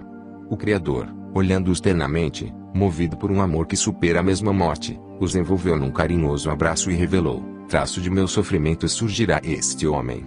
Traço nós somos merecedores da morte, Senhor, mas tu és inocente e não deves sofrer em nosso lugar. Enxugando-lhes as lágrimas, o Eterno com ternura lhes falou: traço meus filhos, eu os amo com um eterno amor.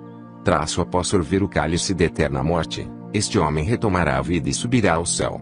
Intercederei ali pelo homem perdido, concedendo a todos aqueles que, arrependidos, aceitarem meu sacrifício, as vestes de minha vitória. Juntos, triunfaremos finalmente sobre o reino do pecado que se desfará em cinzas sob nossos pés.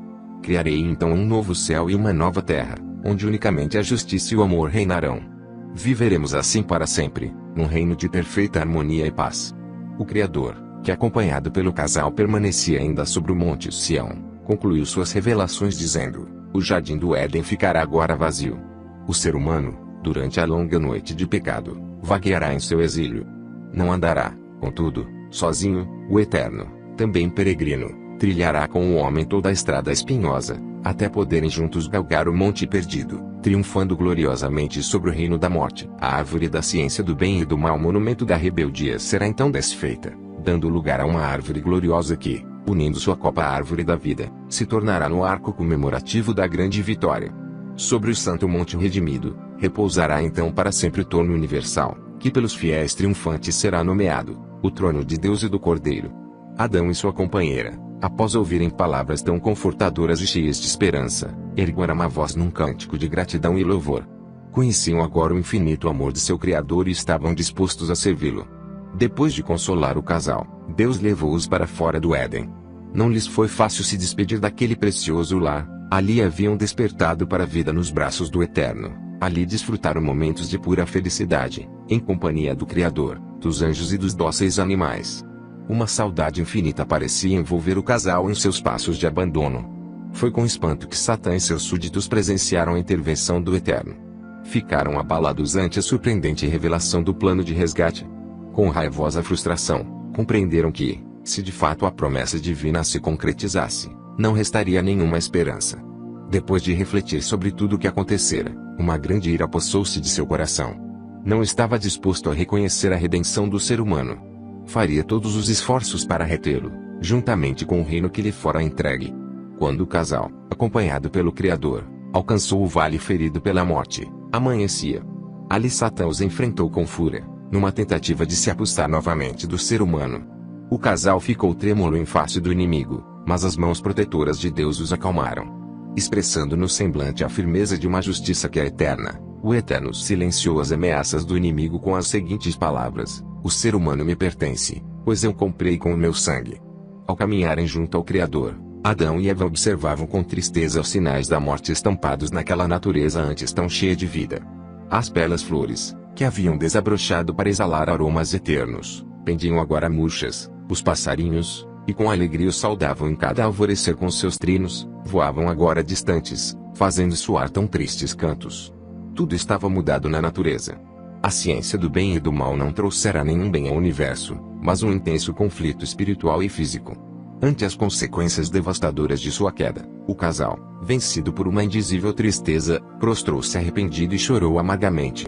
Deus, que também compungido pela dor contemplava o cenário desolador, procurou, com palavras de esperança, confortá-los. Falou-lhes sobre o novo céu e a nova terra que um dia criaria, onde a paz e o amor voltariam a reinar em cada coração. Ali viveriam sempre juntos, não trazendo na fronte as marcas da tristeza, mas coroas de eterna vitória. Ali enxugaria as lágrimas de suas faces e essas jamais voltariam a umedecer os seus olhos. Amparando Adão e Eva em seus passos, o Criador conduziu-os através de um vale ferido, até alcançarem o sopé de uma colina. Galgaram-na em lentos passos, enquanto trocavam palavras de ânimo e esperança. Seus pés alcançaram finalmente a relva macia que cobria o topo espaçoso daquela colina.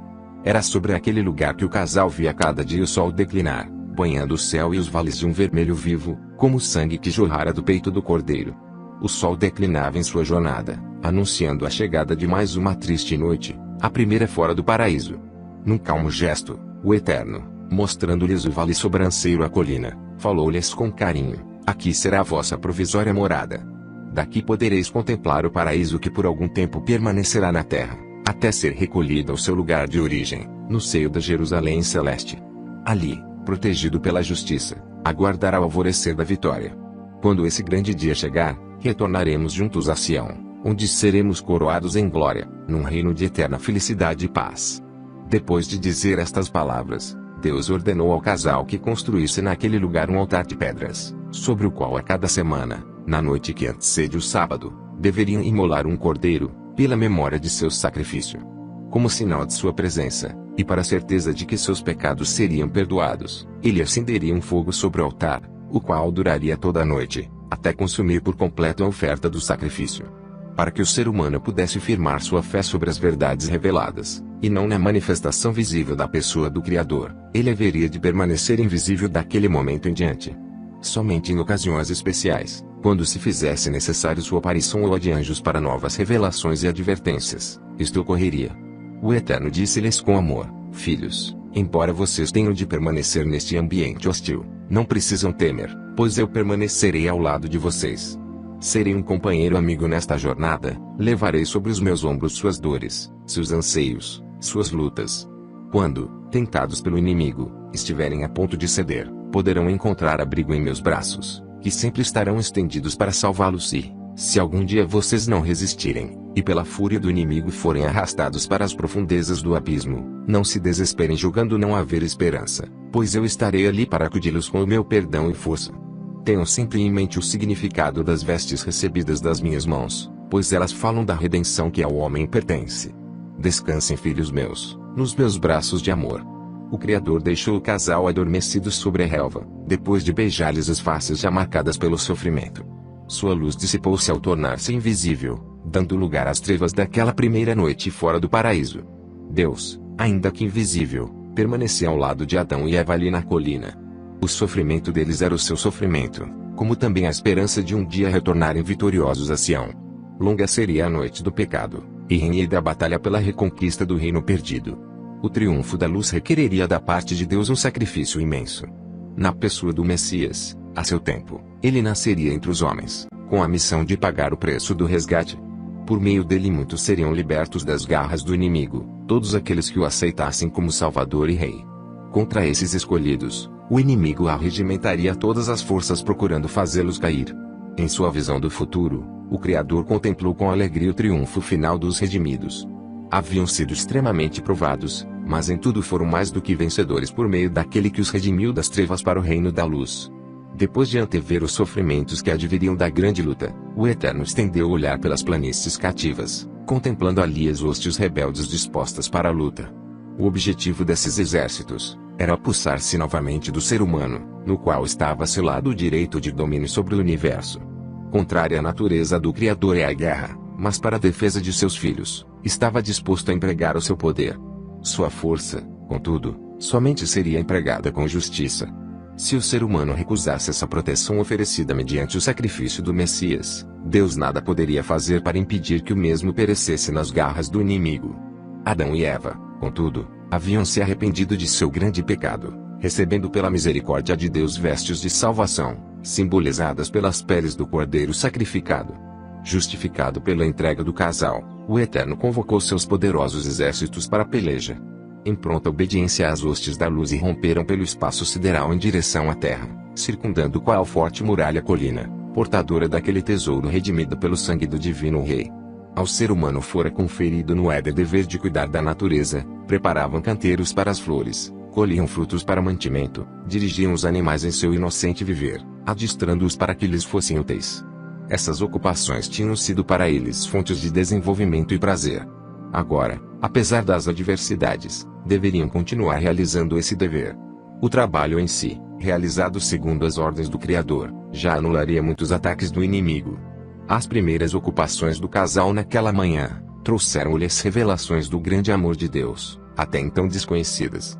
Ao reunirem as pedras para a construção do altar, experimentaram a dor de feridas que jorram sangue, como também a fadiga que faz minar suor.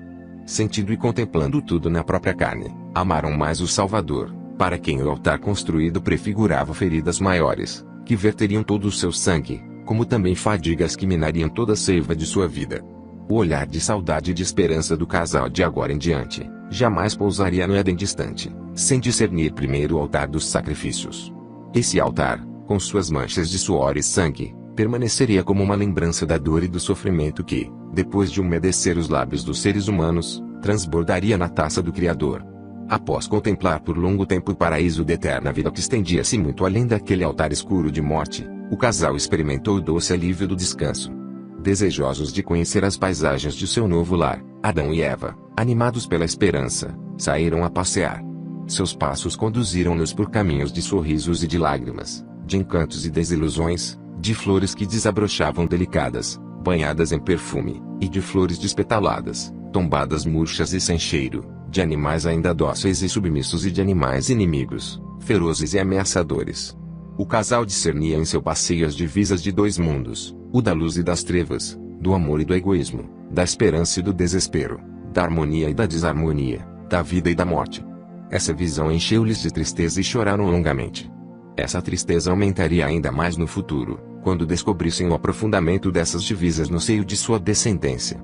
6 arrebóis já haviam colorido os céus, anunciando ao casal as noites escuras e frias que com seu manto de trevas desfazia todas as imagens vivas, menos a esperança de revê-las coloridas no alvorecer de luz.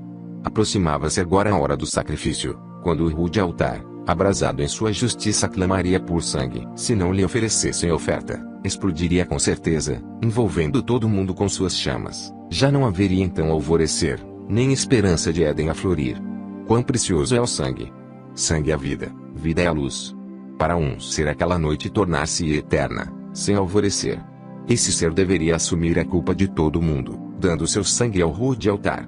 Adão e Eva, depois de refletirem por longo tempo, contemplando o berço da morte construído por suas mãos, entreolharam-se inquietos com essa questão decisiva: quem se oferecerá? Essa indagação nascida de sua culpa, fez vibrar no profundo de suas lembranças a voz do bendito Criador em sua revelação de infinita bondade: eu os amo com um eterno amor, eu morrerei em vosso lugar. Agradecido, o casal prostrou-se reverentemente ante o sedento altar, vendo pela fé, saciado pelo dom do eterno amor. Naquela tarde de sexta-feira, Deus submetia o ser humano a uma tremenda prova de fé. Eles tinham diante de si o altar de pedras, construído conforme a ordem divina, mas não havia nenhuma ovelha para o sacrifício. Em seu anseio, lembravam-se do Éden, onde havia muitos rebanhos.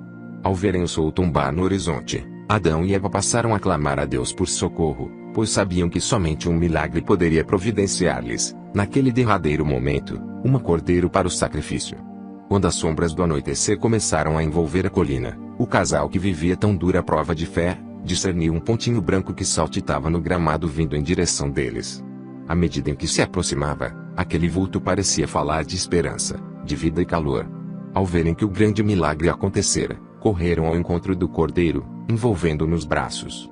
Ele estava fatigado, mas não descansaria, daria descanso. Estava sedento, mas não beberia, daria de beber ao altar que clamava por sangue. Aquele cordeiro tinha vontade de viver nos braços do homem, mas morreria, para que esse pudesse viver nos braços de Deus. Era um perfeito simbolismo do Redentor que deixaria sua glória, vindo em busca do pecador. As trevas de mais uma noite baixaram lentamente, envolvendo toda a natureza em sua prisão. Sua força, porém, seria quebrada diante do ser humano, pelo brilho de um fogo especial, aceso pelas mãos do divino perdão sobre o corpo sem vida do inocente cordeiro. Em meio à noite o altar clama, o homem triste exclama, enquanto o cordeiro, mudo, não reclama ao ser estendido para a morte. As mãos que construíram o altar erguem-se agora, não para acariciar como outrora, mas para ferir, sangrando o preço do perdão. Só um gesto, nada mais, e a estrela se apagará para sempre dos olhos inocentes, fazendo brilhar na face culpada a luz da salvação. Adão, trêmulo, hesita em compaixão. No cordeirinho manso e submisso, pronto a morrer em seu lugar, vê o Salvador prometido. Com o coração arrependido, no esforço doloroso, crava o cutelo de pedra no peito do animalzinho que pereça em suas mãos sem sequer dar um gemido. O poder da noite imediatamente é quebrado pelo brilho do fogo da aceitação. Sua luz revela ao ser humano sua trágica condição, vendo as mãos manchadas pelo sangue inocente, o casal sente-se culpado por aquela morte. Em pranto ajoelham-se ante o altar que já não lhes reclama sangue, mas oferece luz, aceitando o imerecido perdão. Erguendo-se, o casal contempla demoradamente o corpo ferido do pobre cordeirinho, sem poder agradecer-lhe pela riqueza concedida em troca de seu tão rude golpe.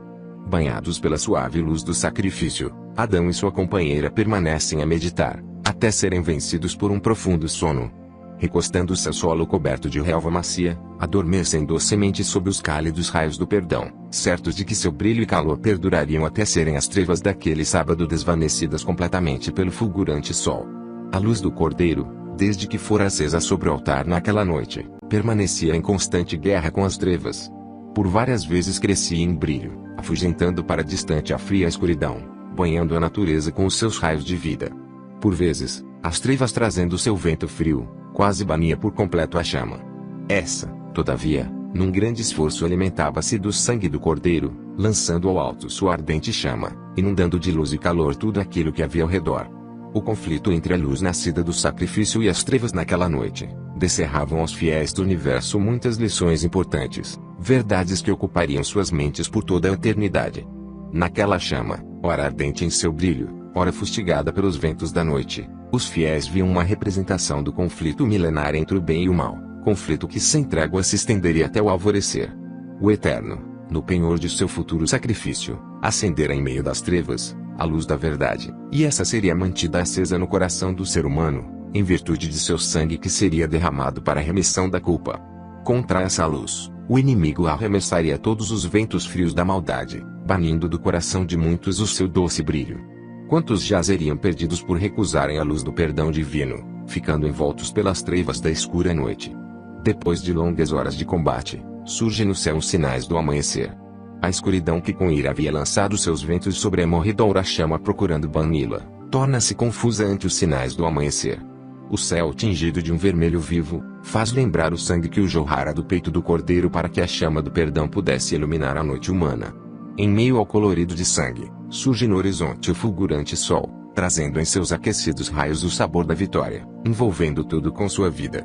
O alvorecer em seu saudoso afeto, acaricia o distante paraíso, levando de seu amado seio em sua brisa matinal o aroma da saudade, numa mensagem de consolo e esperança às criaturas sofredoras do vale da morte.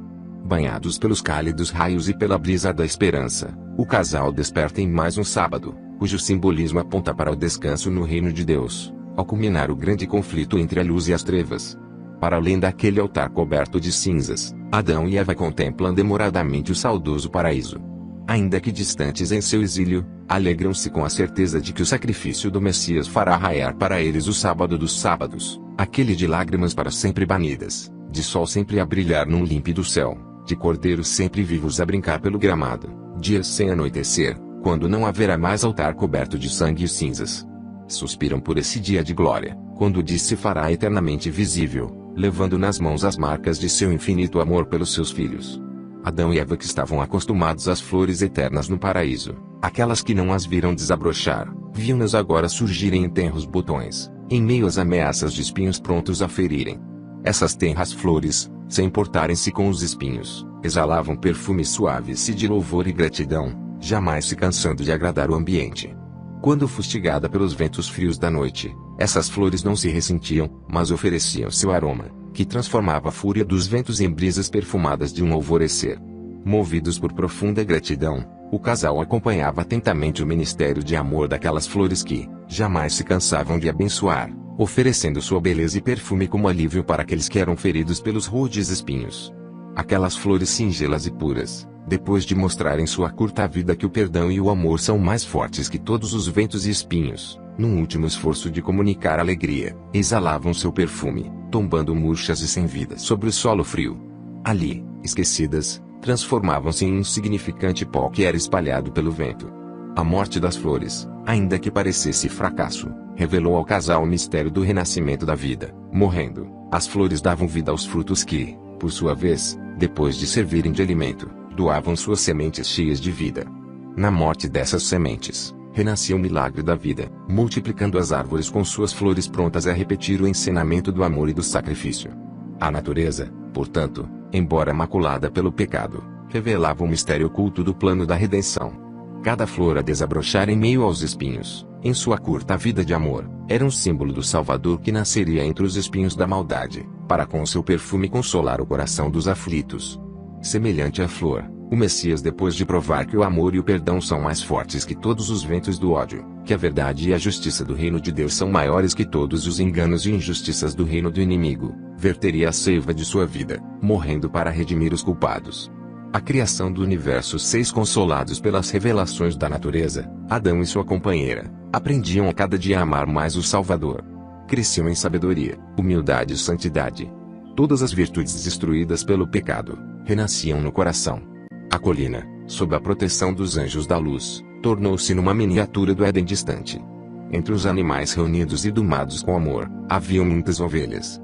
Na noite que antecedia cada sábado, Adão tinha, por ordem do Criador, de repetir o doloroso ato. Quanta amargura e arrependimento sobrevinham ao casal ao baixarem as trevas da noite do sacrifício. Quanto consolo lhes trazia a chama do perdão que jamais deixara de brilhar sobre o altar. O decisivo valor do sacrifício, para que a vida pudesse florescer sob a proteção divina, levou o casal a valorizar imensamente o seu pequeno rebanho. Cada sexta-feira, contudo, passou a trazer consigo, além da dor, uma inquietação: quem doará seu sangue ao altar quando a última ovelha perecer? Aos olhos do casal maravilhado, aconteceu enfim o milagre do amor, renovando-lhes a esperança de viverem outra semana sob o brilho da chama do perdão. Uma ovelha, a mais gorda delas, passou a sangrar como em sacrifício. De sua dor, nasceram-lhes 4 cordeirinhos. Cheios de alegria e gratidão, Adão e Eva prostraram-se ante o Salvador invisível, tendo nas mãos aquelas novas criaturinhas que traziam em seus olhos a mesma meiguice e disposição para o sacrifício. Seguros de que novos milagres multiplicariam seus dias, o casal uniu sua voz como outrora, num cântico de gratidão e adoração ao Criador que, como os cordeirinhos, nasceria também da dor para cumprir em sua vida o maior de todos os sacrifícios, para a salvação da humanidade. O Eterno, embora visível aos olhos de seus filhos humanos, permanecia bem próximo, acompanhado por um exército de anjos, em incansável ministério de cuidado e proteção. O casal estava inconsciente de que a doce calma e paz reinantes naquela colina, bem como toda a sua prosperidade, eram frutos de tão intensa luta. Se os seus olhos fossem abertos para cenas que ocorriam invisíveis, ficariam tomados de espanto. Quão terrível era o inimigo e suas hostes em suas constantes investidas com o propósito de arruinar o ser humano, arrebatando das mãos do Criador. Depois de contemplar-os de cordeiro, Deus fitou o casal com ternura, revelando-lhes algo que os surpreendeu e alegrou. Traço quando desses cordeiros 36 houverem subido ao altar, os vossos braços envolverão o primeiro filho que, como ele, surgirá também da dor.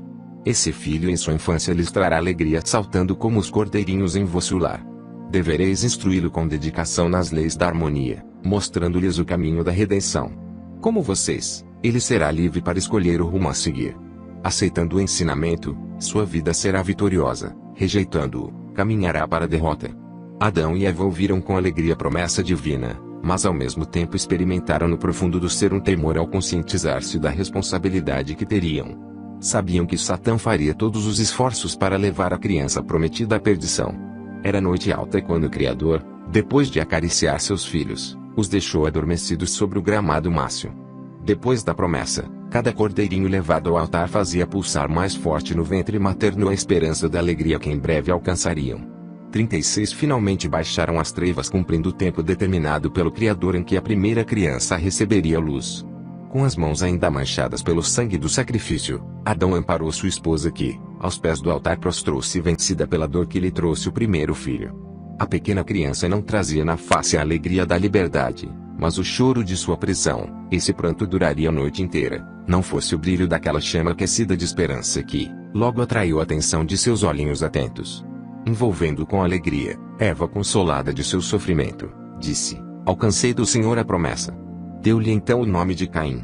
Depois de envolver o filhinho com as peles macias de um cordeiro, o casal permaneceu acordado ao meditar. Muitos eram os pensamentos que ocupavam suas mentes, pensamentos de alegria, de gratidão, de esperança e de anseio pelo senso da responsabilidade que agora pesava sobre seus ombros.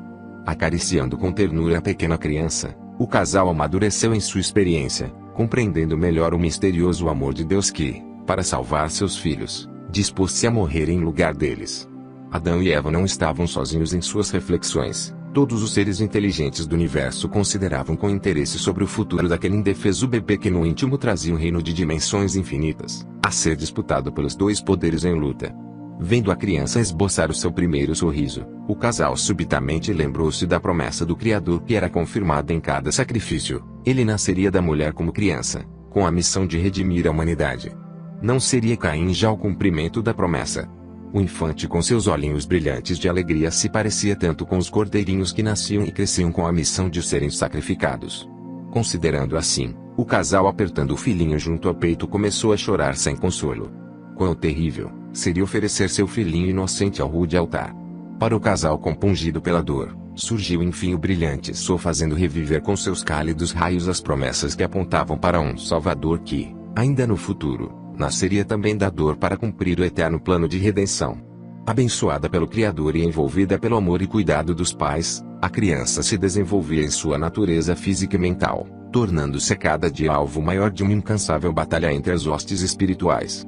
Adão e Eva, ansiosos por fazê-lo compreender as verdades da salvação, tomavam-no nos braços a cada alvorecer e, à beira do altar lhe apontavam o Éden distante, contando aquelas histórias de emoção as quais o pequeno Caim ainda não conseguia compreender. Qual foi a alegria daqueles pais, ao vê-lo numa manhã de sol, apontar com a mãozinha para o lar da saudade, pronunciando o nome sagrado do Criador. Emocionados tomaram-no nos braços, pedindo para repetir esse sublime nome que, qual chave de felicidade, sempre descerrava-lhes um paraíso de eterno amor. Todas as hostes da luz inclinaram-se com alegria ao ouvir a pequena criança pronunciar o nome do Divino Rei. As semanas iam se passando trazendo consigo novas vítimas para o altar, e o pequeno Caim, alvo da atenção e cuidado de Deus, das hostes da luz e daqueles amantes pais incansáveis na missão de instruí-lo, agrupando suas poucas palavras, sempre curiosos com tudo passou a interrogar. O dia declinava quando o menino, que jazia ao colo de sua mãe, perguntou-lhe: "Traço, mamãe, por que o sol sempre vai-se embora, deixando a gente no frio da escuridão?"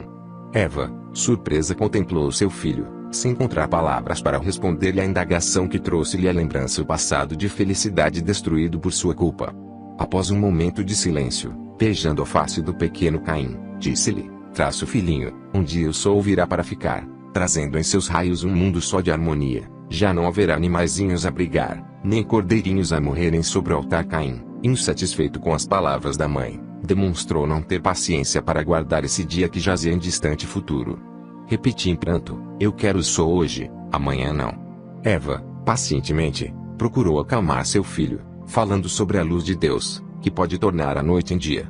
Ele o amava e poderia encher seu coraçãozinho de brilho, de alegria e paciência. Poderia assim, aguardar feliz o dia de seus sonhos. Balançando a cabecinha em rejeição ao consolo da mãe, Caim proferiu entre os soluços: "Eu quero o sol porque eu posso vê-lo, ao eterno não." Como uma seta dolorosa, as palavras de rebeldia de Caim penetraram no coração de Eva, fazendo-a chorar amargamente. Uma tristeza infinita pairava sobre o coração do Criador rejeitado. Esboçavam-se nos gestos de Caim os primeiros passos pelo caminho descendente da rebeldia. Quantos os seguiriam rumo à morte? Inconsciente da tristeza que abaterasse sobre o reino da luz, Adão, ao ver o sol declinar no horizonte, deixou seu trabalho no campo arrumando-se para casa. Tinha um cântico no coração ao caminhar para mais um encontro com os seus. Ao aproximar-se do altar, viu junto dele sua companheira prostrada em pranto. O pequeno Caim jazia também ali a chorar. Tomando-o nos braços, Adão perguntou-lhe com anseio: "O que aconteceu, meu filho?" Caim tristemente respondeu: "Mamãe deixou o sol ir embora", amparando o filho com seu braço esquerdo. Adão pousou sua mão direita sobre o ombro de Eva, mas não encontrou palavras para consolá-la. A frase dita por seu filhinho pareceu rasgar-lhe o coração, fazendo-o reviver a queda.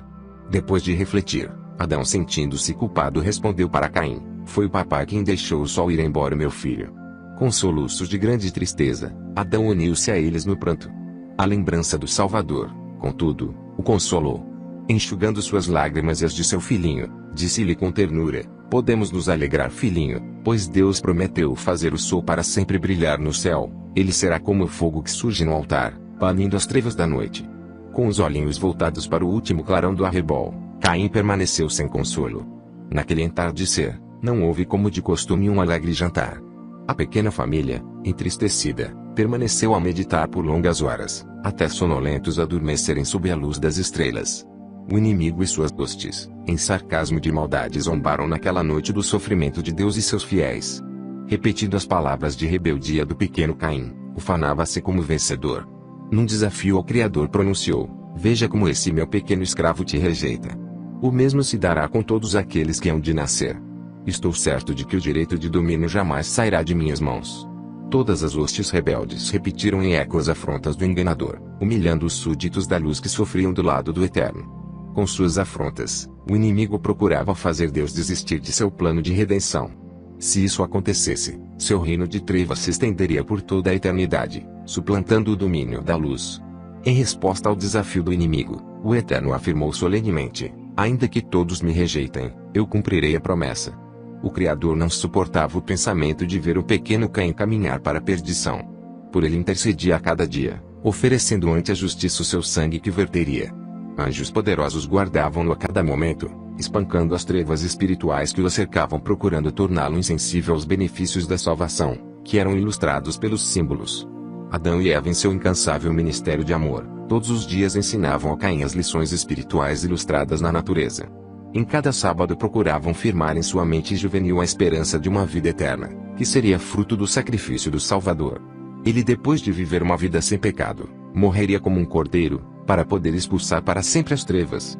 A contemplação do Éden distante banhado em sol fez nascer no coração juvenil de Caim pensamentos de aventura. Ele começou a pensar: este paraíso não está tão longe como afirmam papai e mamãe. Por que esperar e sofrer tanto tempo? Ele é tão belo. É dele que surge todos os dias o sol. Se o conquistarmos, será fácil deter a luz em sua nascente, assim viveremos num paraíso de eterno sol. As ideias de aventura de Caim enchiam o coração de Adão e Eva de tristeza. Viam que seu interesse era somente pelo tempo presente. Ele sonhava com um paraíso de felicidade e luz conquistado por sua força. Em seus planos, não sentia a necessidade de um salvador, para que, se era tão jovem, inteligente, cheio de vida e ideais, dizia. Os dias de lutas, intercessões e sacrifícios pelo destino de Caim foram se passando. Oportunidades preciosas surgiam em cada dia diante dele para se apegar ao Salvador, mas a todas rejeitava, uma por uma. Em sua incredulidade chegou a duvidar da existência desse Deus, o qual jamais vira. Aos pais que, aflitos mas sempre com paciência, procuravam livrá-lo da perdição para a qual estava caminhando, prometeu um dia, após sorrir com ar de incredulidade, crer no Criador e em seu plano de salvação, caso ele se tornasse visível na hora do sacrifício. Com ardente fé, aqueles pais passaram a clamar ao Eterno. Sua presença visível poderia, quem sabe, salvar aquele filho querido que a cada dia tornava-se mais rebelde. O Criador ouviu o clamor dos pais aflitos. Embora soubesse que sua aparição dificilmente quebraria no coração do jovem Caim seu espírito rebelde, estava disposto a cumprir o pedido. Estenderia os braços amigos a Caim, procurando com amor conquistar-lhe o coração. Como conhecia os seus anseios e sonhos de aventura, facilmente poderia identificar-se com ele, cativando-o, pois era também alguém que sempre carregara no peito sonhos de aventura, não fora a criação do universo uma grande aventura. Não fora o seu sonho vê-lo cravejado de sóis fulgurantes, iluminando bilhões de mundos com o seu brilho. Não era também o seu maior atravessar o vale da morte, em busca da conquista do Éden distante, prendendo para sempre o sua em seu céu. Tinham muita coisa em comum. Caim estava curioso naquela sexta-feira. Na face dos pais, via ânimo e alegria, frutos de uma fé grandiosa. Incentivado por essa expressão de confiança, o jovem passou a ajudá-los nos preparativos para o santo sábado. O sol finalmente esquivou-se rolando para o poente, deixando como de costume seu rastro de saudade que anunciava medo. Em meio às trevas, Caim discerniu o vulto branco do cordeiro sendo erguido para o altar pelas mãos do pai, esse incansável sacerdote que sempre estava implorando ao Criador pela salvação de seu amado filho. Com a mão erguida, Adão preparava-se para o golpe que poderia, quem sabe, quebrar no coração de Caim sua incredulidade, fazendo nascer num só momento a crença na salvação.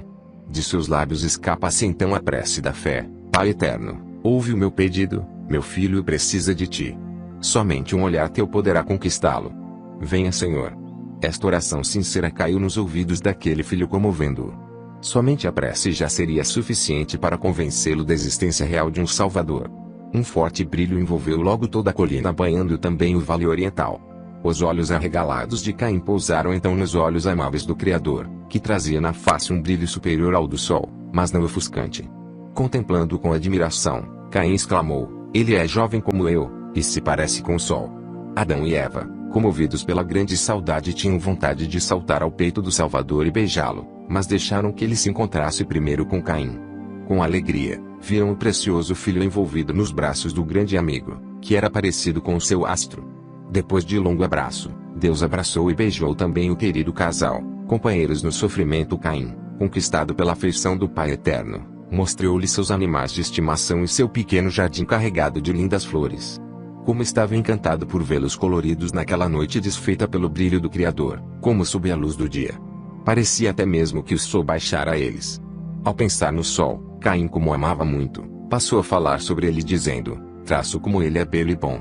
Quando ele vai-se embora, deixa em suas lágrimas de sangue um sentimento de tristeza e temor. Tudo desaparece em sua ausência. Os animais, o jardim, até os passarinhos silenciam os seus cantos. Mas basta ele dizer que vai aparecer, tudo se enche de encanto, a natureza se desperta de mansinho, parecendo ainda temer as trevas, mas quando as vê fugir, fica alerta e canta. Os animais, os passarinhos, o jardim.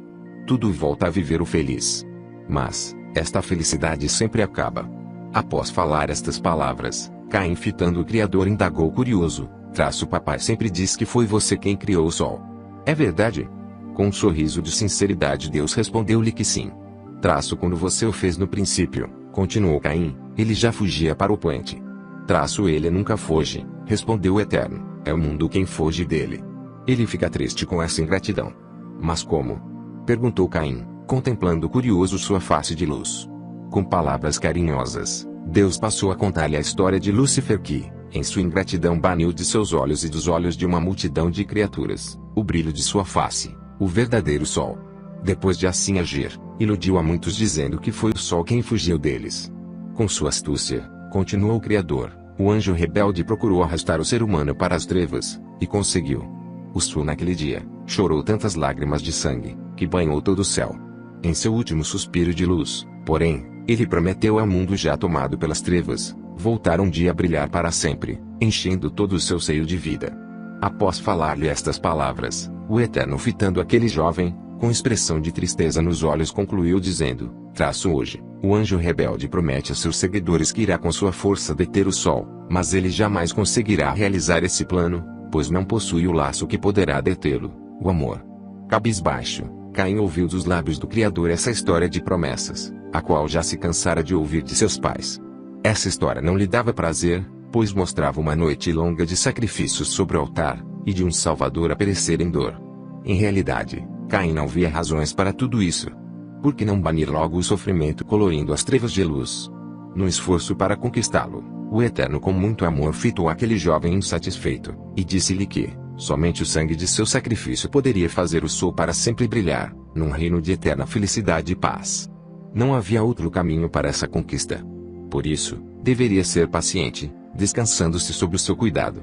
Após conversar por longo tempo com Caim, na tentativa de fazê-lo reconhecer sua necessidade de salvação, Jeová, voltando-se para o casal, passou a consolá-los com a promessa do nascimento de outro filho. Mais 36 sacrifícios seriam contados, e seus braços envolveriam o segundo filho. Nasceria também da dor, mas traria nos olhos o brilho e o consolo da salvação. O seu testemunho de fidelidade ficaria perpetuado por todas as gerações, no símbolo de um altar coberto de sangue. As semanas iam se passando, trazendo ao casal novas de alegrias e tristezas, de um coração cheio de vida a pulsar no ventre de Eva, e de um vazio com cheiro de morte a crescer no coração do jovem Caim. Ainda que ele tenha ficado deslumbrado ante a manifestação de Deus, em nada essa aparição mudou-lhe sua maneira arrogante de pensar sobre o sentido da vida. Ele não via sentido nos sacrifícios oferecidos no altar. Nos dias que seguiram o seu encontro com o Criador, ele argumentava com seus pais dizendo: se eu fosse poderoso como o Eterno, eu jamais me submeteria ao sacrifício para reconquistar o reino perdido. Ele é forte, e brilha como o sol. Ele poderia com uma só palavra expulsar todas as trevas, devolvendo-nos o paraíso. Para que tanto sofrimento? Com essa argumentação, Caim supunha-se mais sábio que o Criador. Quem sabe, num próximo encontro teria oportunidade de aconselhá-lo. Dessa forma, o jovem Caim aprofundava-se cada vez mais no abismo do orgulho e do egoísmo, lugar de ilusões para onde se ia, pensando estar caminhando para a vitória. Não fora Lúcifer juntamente com um terço das hostes celestes atraídos por essa mesma ilusão? O bondoso Deus, todavia, não selaria o destino de Caim sem antes procurar de todas as formas salvá-lo da ruína eterna. Essa graça imerecida, fruto do divino amor, seria concedida a todo ser humano que viesse a nascer neste mundo. Fim.